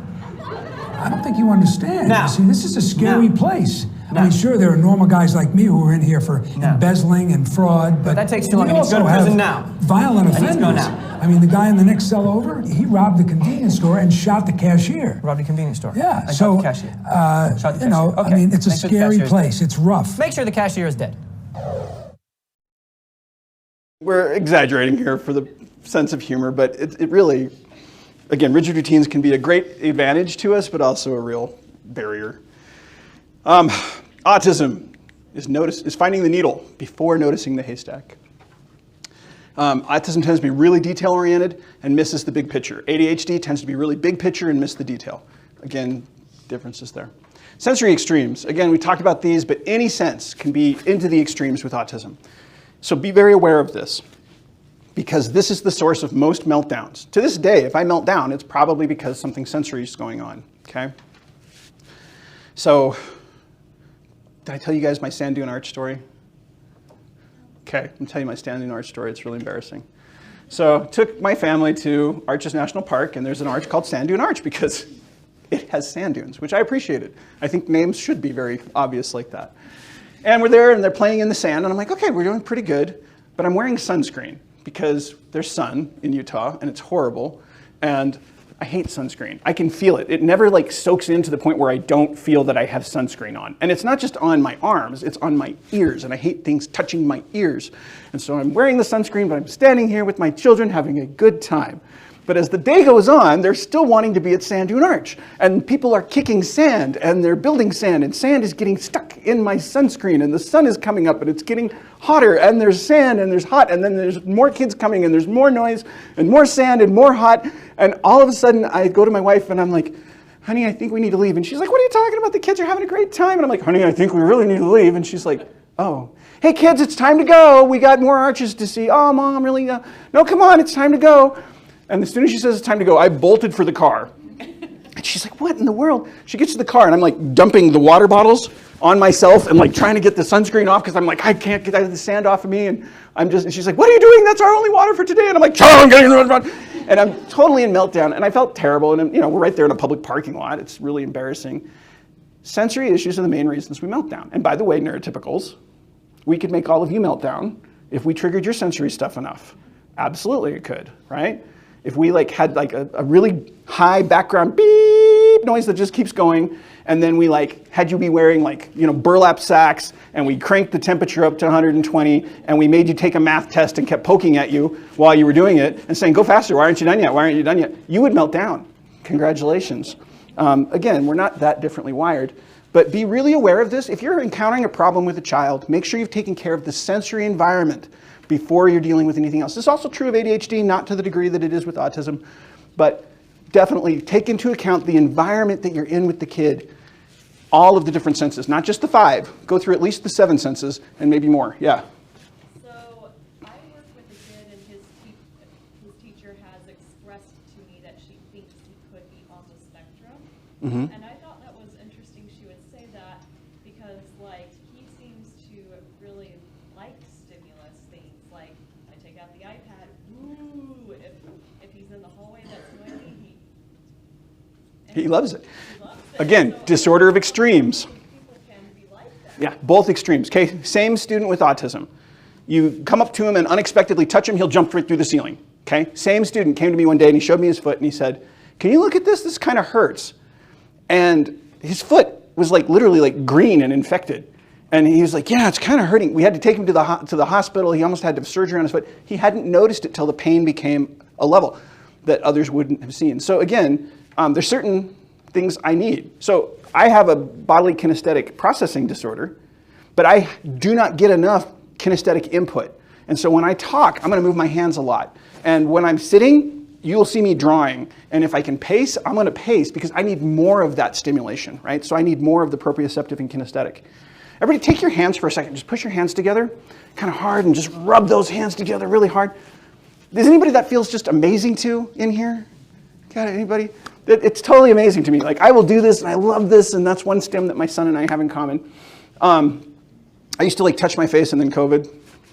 No, it's not a thing. But even like tapping your leg or clicking a pen, that's saying that you're not getting enough sensory information, and so you're needing to add more. And so yeah, if they may have a deficit, right? So it's like, imagine senses as a cup, and that cup can be filled, right? And some people, like their cup is already overflowing, right? And you may need to reduce the amount of sensory in that area.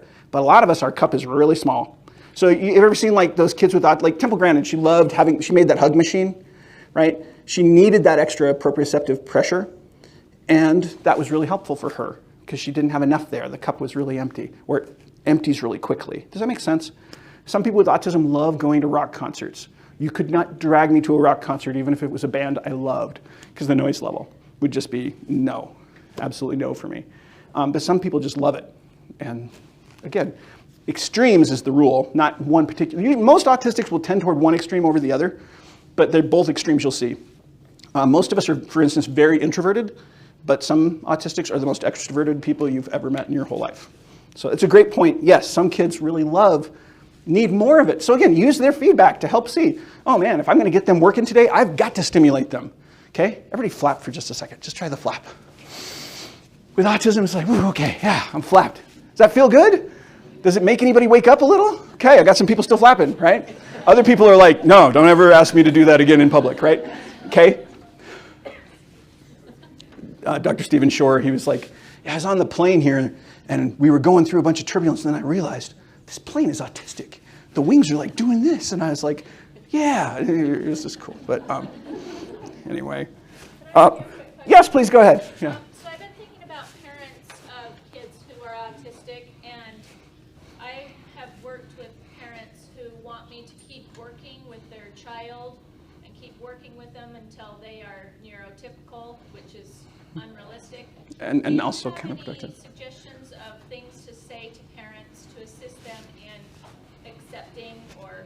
Yeah, so the question is, I'm working with parents. Parents want me to make their kid indistinguishable from the neurotypical. And what do I say to them? Because that's not only not possible, it's also counterproductive. again, you guys remember Hans Christian Andersen and the Ugly Duckling? Trying to make him a duck is not helpful, right?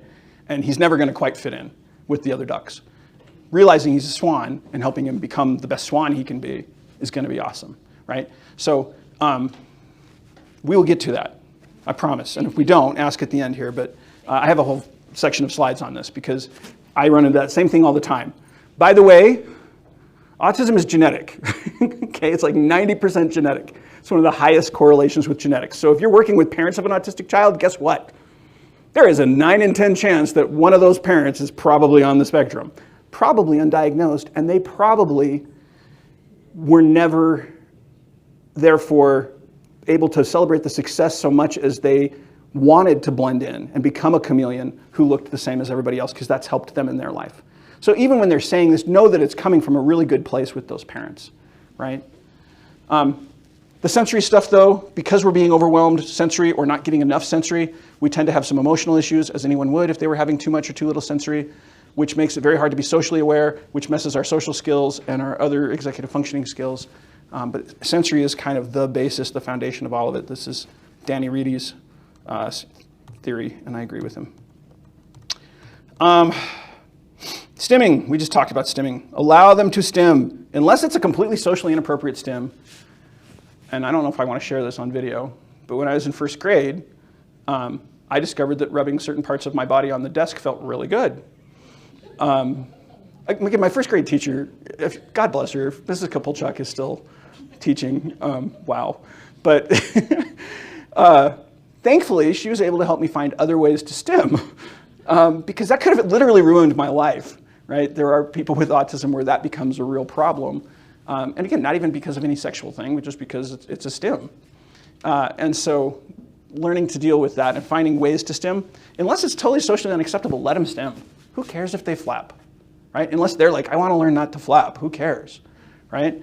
Neurotypical stim all the time too, by the way. I'm seeing you guys out there, with your phones, you're like playing with stuff on your desk, there's some feet tapping, there's some hair flipping, water drinking. All of these things are stims. And stimming is awesome because it increases and decreases sensory levels, right? So like you were saying with your kiddo who likes the noise and likes the visual, stim to increase, not just decrease. Stim in a way that won't disturb others, okay? Nobody likes this person, right? I like that sound. I will talk to myself as well because I like to talk. Don't do that around other people. It sends a wrong nonverbal message. Stim with a sense not just required by the task. So there's no one stim fits all, right? People will be like, oh, we'll do the little fidget cubes or whatever, and sometimes that can work. But if you're doing something that requires that sense, you can't be stimming with that sense, right? So a visual stim won't work if you're supposed to be looking at something. An auditory stim is not going to work if you're supposed to be listening to something, et cetera, right? So keep one headphone in, but listen with the other ear or whatever. Any other tips or things on stimming? Don't punish the stim. Help them find a different way to meet that sensory need. They're trying to meet a sensory need. Don't punish stims at all. Sensory overlap also happens. My friend Shannon De La Rocha, hearing better when you wear glasses with tinted lenses. Synesthesia is a real phenomenon where the person with autism will often see colors or hear sounds or even have touch or taste or smell with a color or a number or a letter. So just being aware. And environmental changes can also be really painful. If I had time, I'd tell you those stories. Other extremes. Motor and musculature issues. Kid with autism is probably going to be really gross motor clumsy. And yet, as much as I hate sports, any soccer fans in here? World Cup coming up. Who's Lionel Messi? He's like the greatest, and he's diagnosed autistic. So Lionel Messi, diagnosed autistic, and his amazing gross motor skills. I have really good fine motor skills. I can write, I can draw, but yeah, I can't play a sport. Overly loose or tight muscle tone, involuntary movements or tics, and difficulty starting with things like any activity that requires a lot of muscle memory is going to be hard. So autism is ruining your perfect grade point average because of the stupid PE credit requirements for graduation. Right? Autism is being hugely relieved when people give up trying to teach you to ride a bike or swim because you took so long and failed so badly, right? And there are a lot of adult autistics who eventually figure this stuff out, but it tends to be delayed. I'm not clumsy, it's just the floor hates me and the tables and chairs are bullies and the wall gets, okay. Emotional extremes, right? Lori keeps talking about how, oh, I can't believe how calm Jared is. You have no idea what's going on behind this face, right? And that's called flat affect, that's really common. One of the communication skills, again, if I come back, I'd love to do a nonverbal workshop with you guys, but one of the greatest communication skills you can teach is how to communicate with your face, because I had to learn that through like drama classes and stuff. And even then, I'm not great at it. If I'm not focusing on my face, people are always like, are you okay? Like, do you need, are you angry? You know, like they're guessing at what because apparently my default screensaver face is not good. So, not that this face is much better. But we can't just, again, autism is extremes. We can't be just a little angry. We're gonna get furious. We're gonna break stuff. We can't just get a little sad. We're gonna get really depressed. We can't just get a little happy. We're gonna be like, oh my gosh, you know? So that emotional regulation is really important to teach as well. And we tend to, you know, say or do things without considering how those might emotionally impact other people, like my son. Back to Michael Falk. Autism is reporting on a group of missing hikers and predicting that they are definitely dead. Yeah. Given the wind chill tonight and the fact he's like, they are looking for the hikers. I know where they are. They are on that mountain and they are dead. And it is cold. Autism is reporting on a train accident, asking if the train is okay. Okay. Autism is collecting toys or whatever and then counting your collection as friends. And this is totally true, but it's totally cool. Last extreme here, so social extremes. And the social issues, again, this is clinically what autism's known for, where our verbal and nonverbal don't match. We're doing too much social or not enough social. We're doing social wrong, or we have the right response, but it's really delayed. Any of those things you're going to see. Not able to know when the listener is interested or bored. Again, I'm talking about one of my favorite subjects, so I go all day. You guys are just going to start doing this because it's the day after Halloween. Okay? Failure to make small talk, or see the point. We would much rather make big talk. Okay? Let us talk about important things or things that are important to us. It's like, I don't want to come in and tell you about my day or how this was. I want to talk to you about Pokemon and what I just learned about this new evolution for Pikachu, right? That's what I want to tell you. Help your students understand that small talk is about making neurotypicals feel comfortable. And that's not a bad thing all the time. Those darn neurotypicals, we've got to be nice to them sometimes. Autism has a strength with specialty slots. Like we have really strong special interests, and those special interests can become careers, but we almost never pick one certain category of special interest. The exception to this is some biological females I've met who actually get really good at the social skills side of stuff, but it's manual, not automatic. Yeah, question in the back.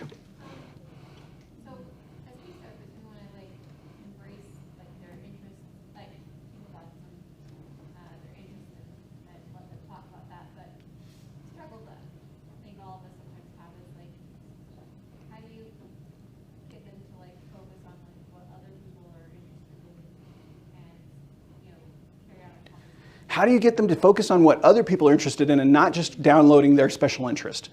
That is a struggle all the way through. You're not probably going to fix it in elementary school, but keep setting goals and keep working on it. And one of the best things you can teach really young is turn taking and being able to really, really drill turn taking, but even having like a timer where, okay, we're going to talk about Pokemon, but we're only going to talk for this long, and then I get to talk about something, and then we'll talk about Pokemon again for this long. And this is how conversations work. It's like throwing a ball, or you could even hand them like whoever's got the stick and like how long they get the stick, and then again, make it tactile, make it meaningful. So they start to see that the turn taking is an important piece, and then make it really reinforcing when they're not the only one talking. And be patient.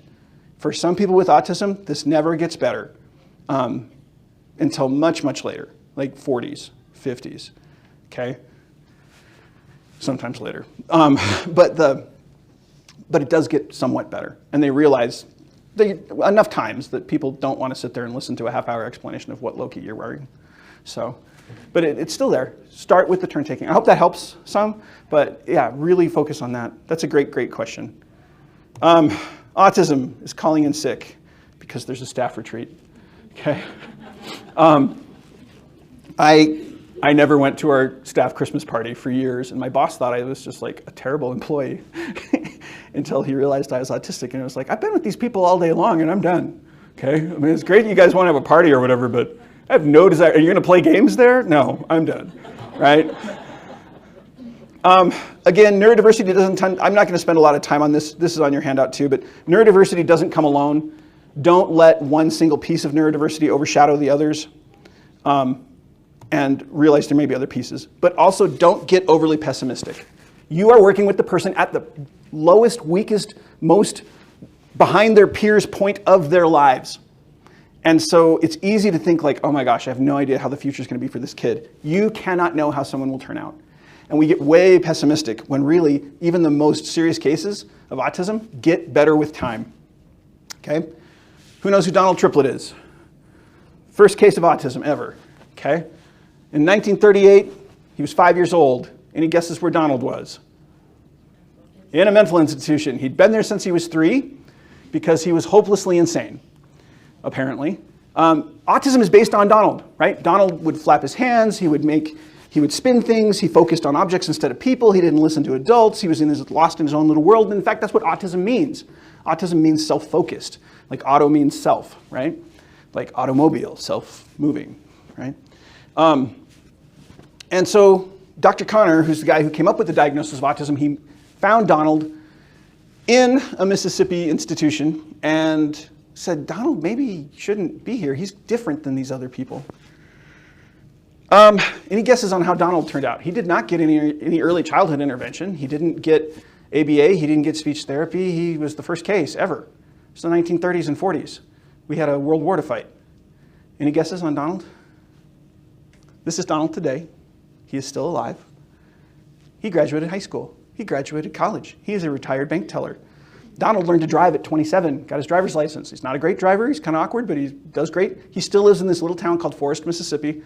Everybody in town knows him. They all know Donald's weird, and they love him. He, somebody got him a cell phone and taught him how to text, and he, prank texts the whole town and stuff. And he still has friends, and he still calls them by their numbers, but they, take it as a badge of honor that, oh, yeah, my number is this. That's the number Donald calls me. And he loves to golf, and he travels the world alone, but he is loved and accepted. You cannot know how someone's going to turn out. Mark this down. December 13th on PBS, they're going to have the world premiere of the documentary on Donald's life. My friend Karen Zucker put it together, and it's called In a Different Key. In a Different Key, the story of autism, December 13th. Watch it. I'm excited for it. So, we'll take 1 minute on this. 1 minute to yourself. I want you to think of your students, diagnosed or undiagnosed, and quickly be like, where have I seen this autism? And maybe not your students, maybe your siblings or yourself or your parents or your uncle. You know that uncle. Take 1 minute.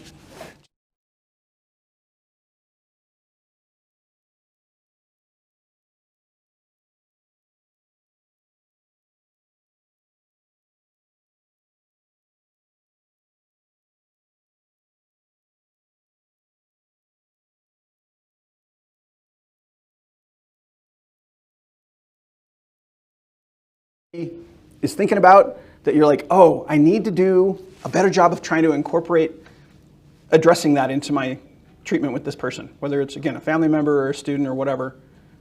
Where could you be a little more empathetic towards some of the challenges, or a little more understanding, or a little more accommodating to some of those challenges?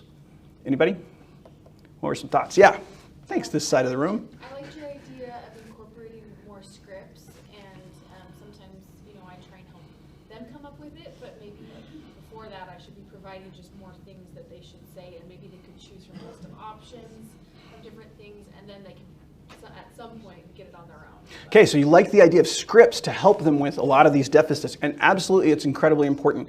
There are a lot of adults with autism who are successful actors and actresses, because how cool is that? Someone else wrote for me what I'm supposed to say, what I'm supposed to do with my face, what I'm supposed to do with my body, where I'm supposed to stand. How cool would that be, right?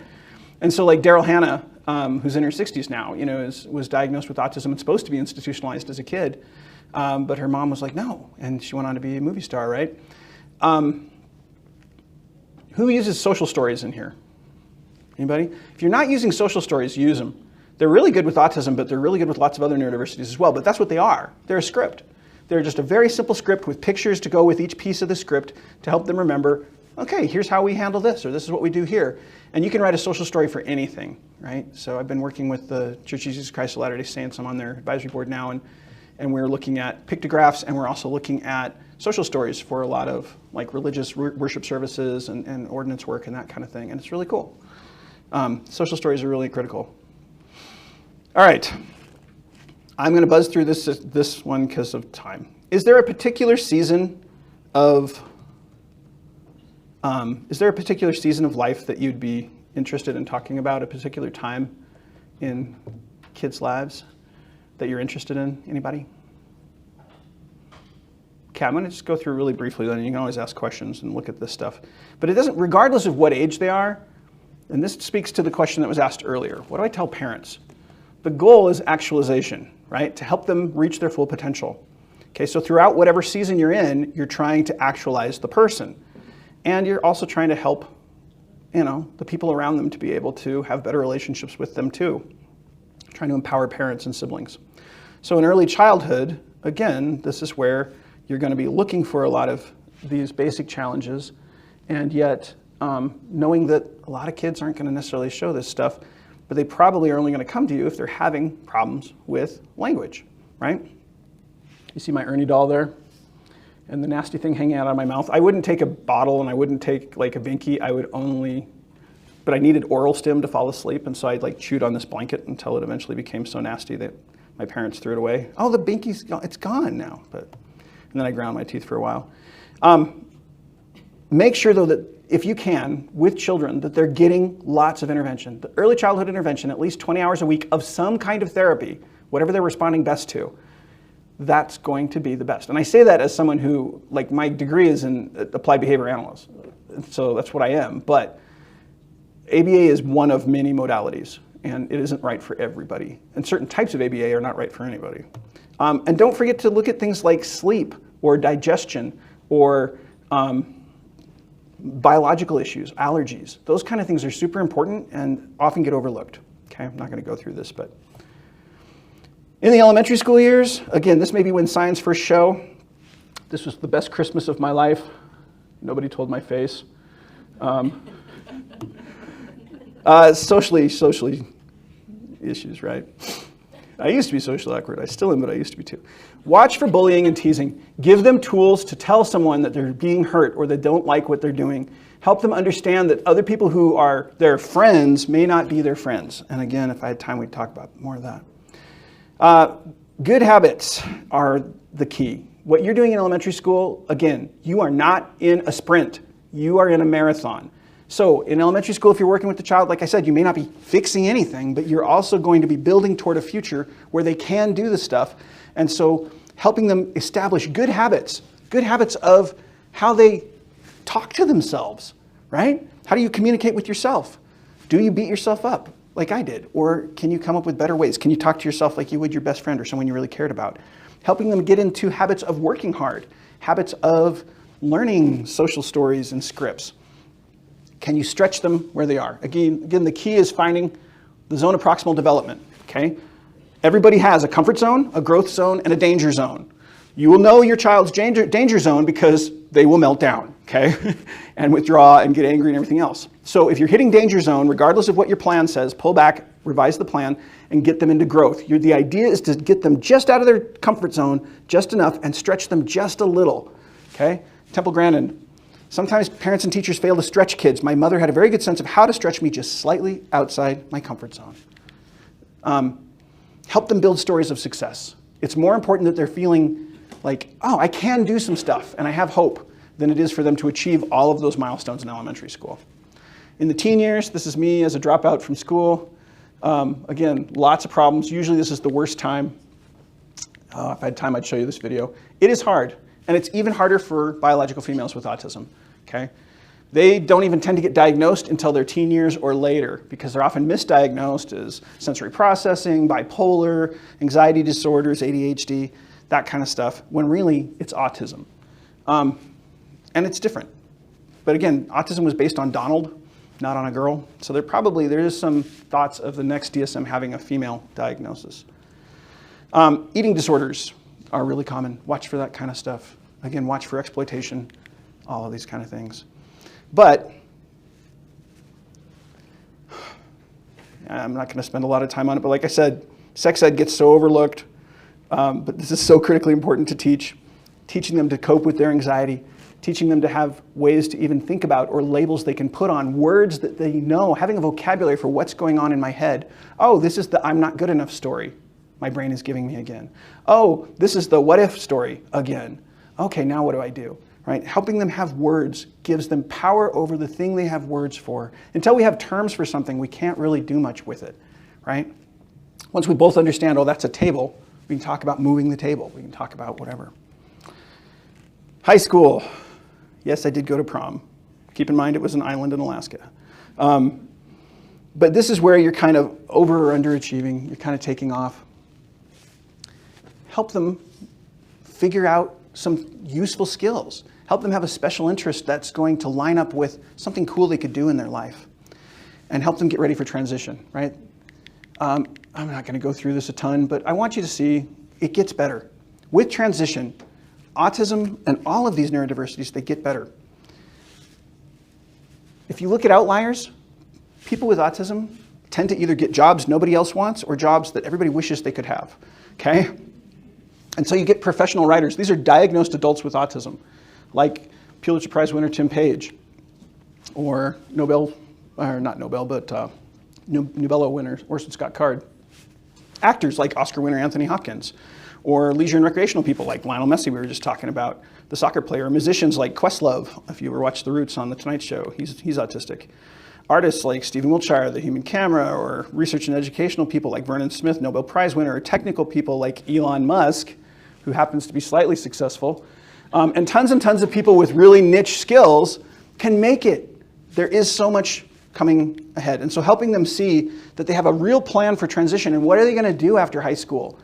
And how are they going to keep building on the skills because they are developmentally delayed? Well, guess what? Being developmentally delayed is not a terrible thing, right? Animals are developmentally delayed humans are developmentally delayed compared to animals, right? I mean, how long does it take a dog to reach maturity? Like a year, maybe 2, and then it's having puppies. And you're like, oh wow, okay, I guess that dog is an adult now. Humans take longer than anything. Why? Because our brains need to develop more. But because of that, we have deeper and more connections with our brains, and we can do things that no other creature on planet Earth can do. Well, guess what? The autistic brain keeps developing about 10 to 20 years past the neurotypical brain, and that can be a real advantage. So as an adult, scarring can leave its mark. We often have anxiety and depressive disorders. We might be really lonely or whatever, or have some addictions to whatever. But it can also be an amazing time. So again, I have to tell you this story real quick. So first time I was asked to speak in Washington, D.C., this is several years ago, and I got myself to the airport, and I got myself to D.C., and I got myself to a cab, and I got myself to the hotel, and I checked in and put all my stuff away, and I'm like, I've got this adulting thing down, and no one's even going to believe I'm autistic. And I walked into the Renaissance Hotel in downtown D.C., and this was the carpet where we were going to have our conference. I don't know. When I look at this, I walked in and almost fell over, right? This carpet is moving, it's too bright. And so I did the entire conference just with my conference guide, just like this, like, oh, I'm so interested in this new agenda here and this next item on the schedule, so I didn't have to look at the floor. Some things never quite get better, and that's fine. There's nothing wrong with that. You're going to be autistic your whole life. You're going to be anxious or depressed or ADHD in waves your whole life. It's going to be good and bad. And then realizing, again, end of life, you got to have a plan for.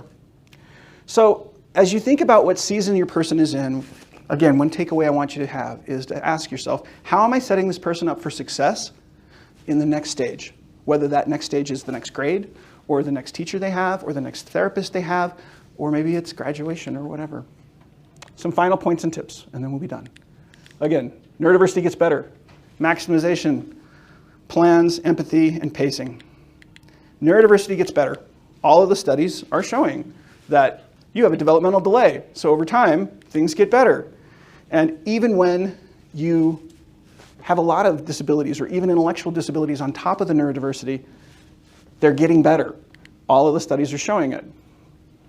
Anthony Hopkins, Do I think my Asperger's syndrome has helped me as an actor? Yes, though I can't say it helped my marriages. I definitely look at people differently. I like to deconstruct, pull a character apart to work out what makes them tick, and my view won't be the same as everyone else. I get offered a lot of controlling parts, and maybe that's because how people see me, and maybe I'm very controlled because I've had to be.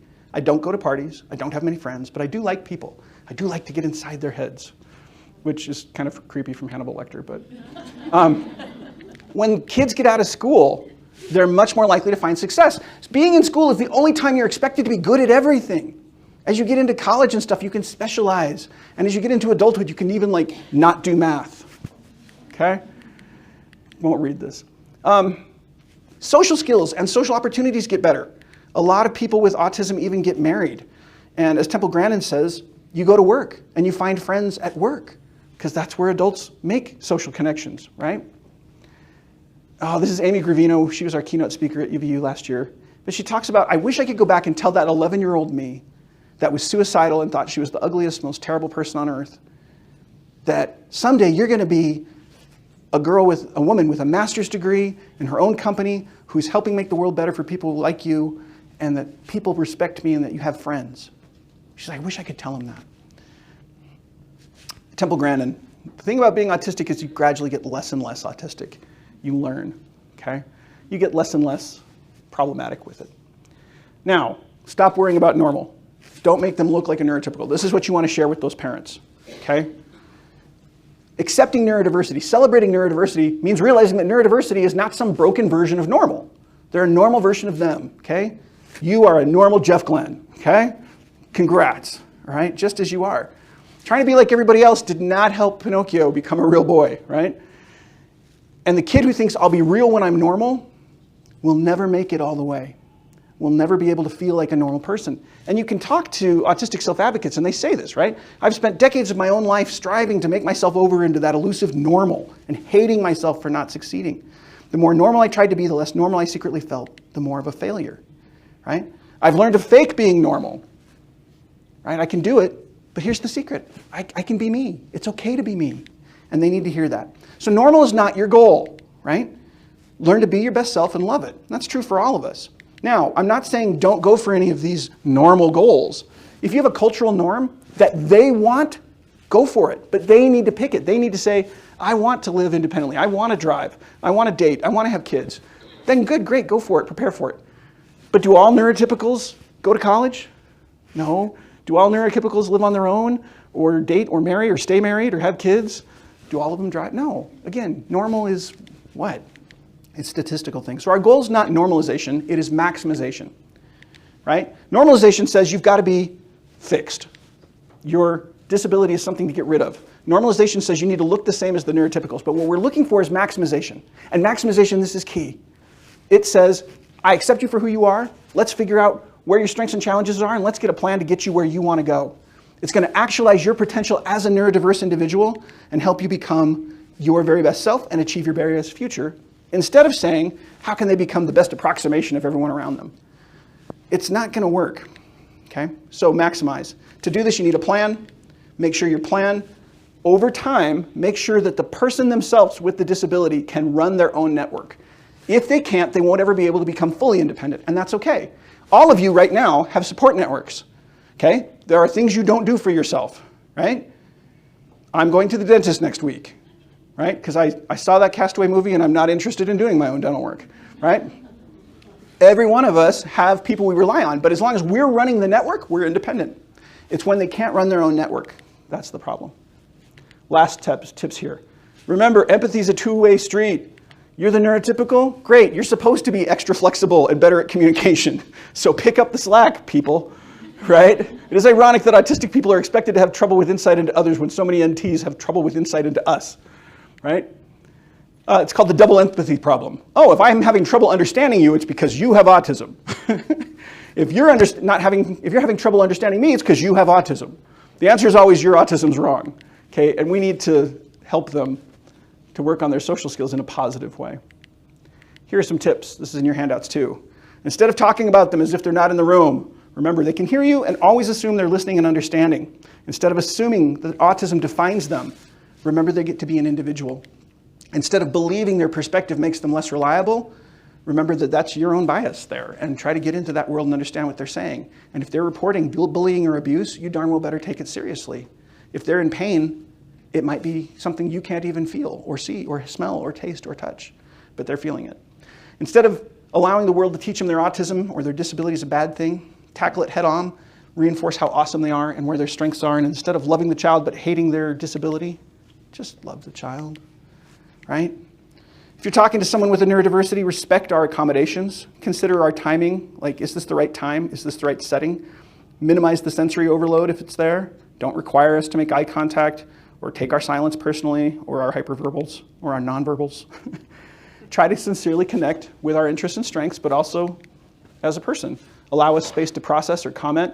Try to ask one question at a time. Give time to respond. Don't make multiple requests.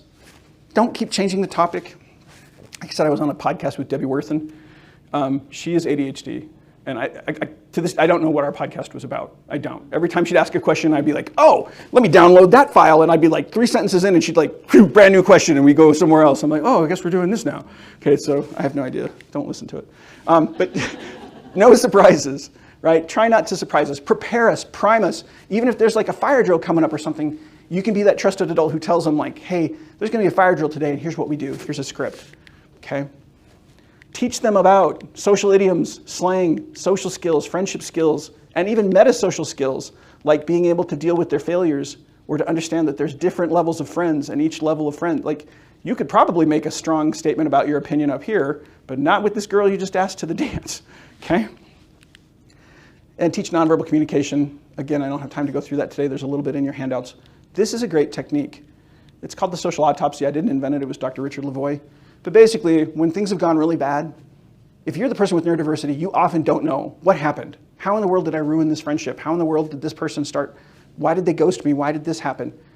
Being able to sit down with them and ask them to explain what happened and what they intended, and then help them identify where the mistake was, and then give them a social story or an example that they can learn from for next time, and give them even some homework when they're ready to try, like, let's try this new approach. So with my son, I'm like, okay, so let's practice. What would you say if you were like trying to, you know, if you hate Star Trek and she likes Star Trek, what would you say? You know, how could you be like, oh, I guess I could say that, oh, Star Trek, that's interesting. I haven't really been into that. Tell me why you like Star Trek so much, right? And all of a sudden, it's like you don't have to change your opinion, but you can get interested. So this is in your handout. Last tip, pace yourself. Again, this is not a sprint, it's a marathon. So PACE is just an acronym that I use.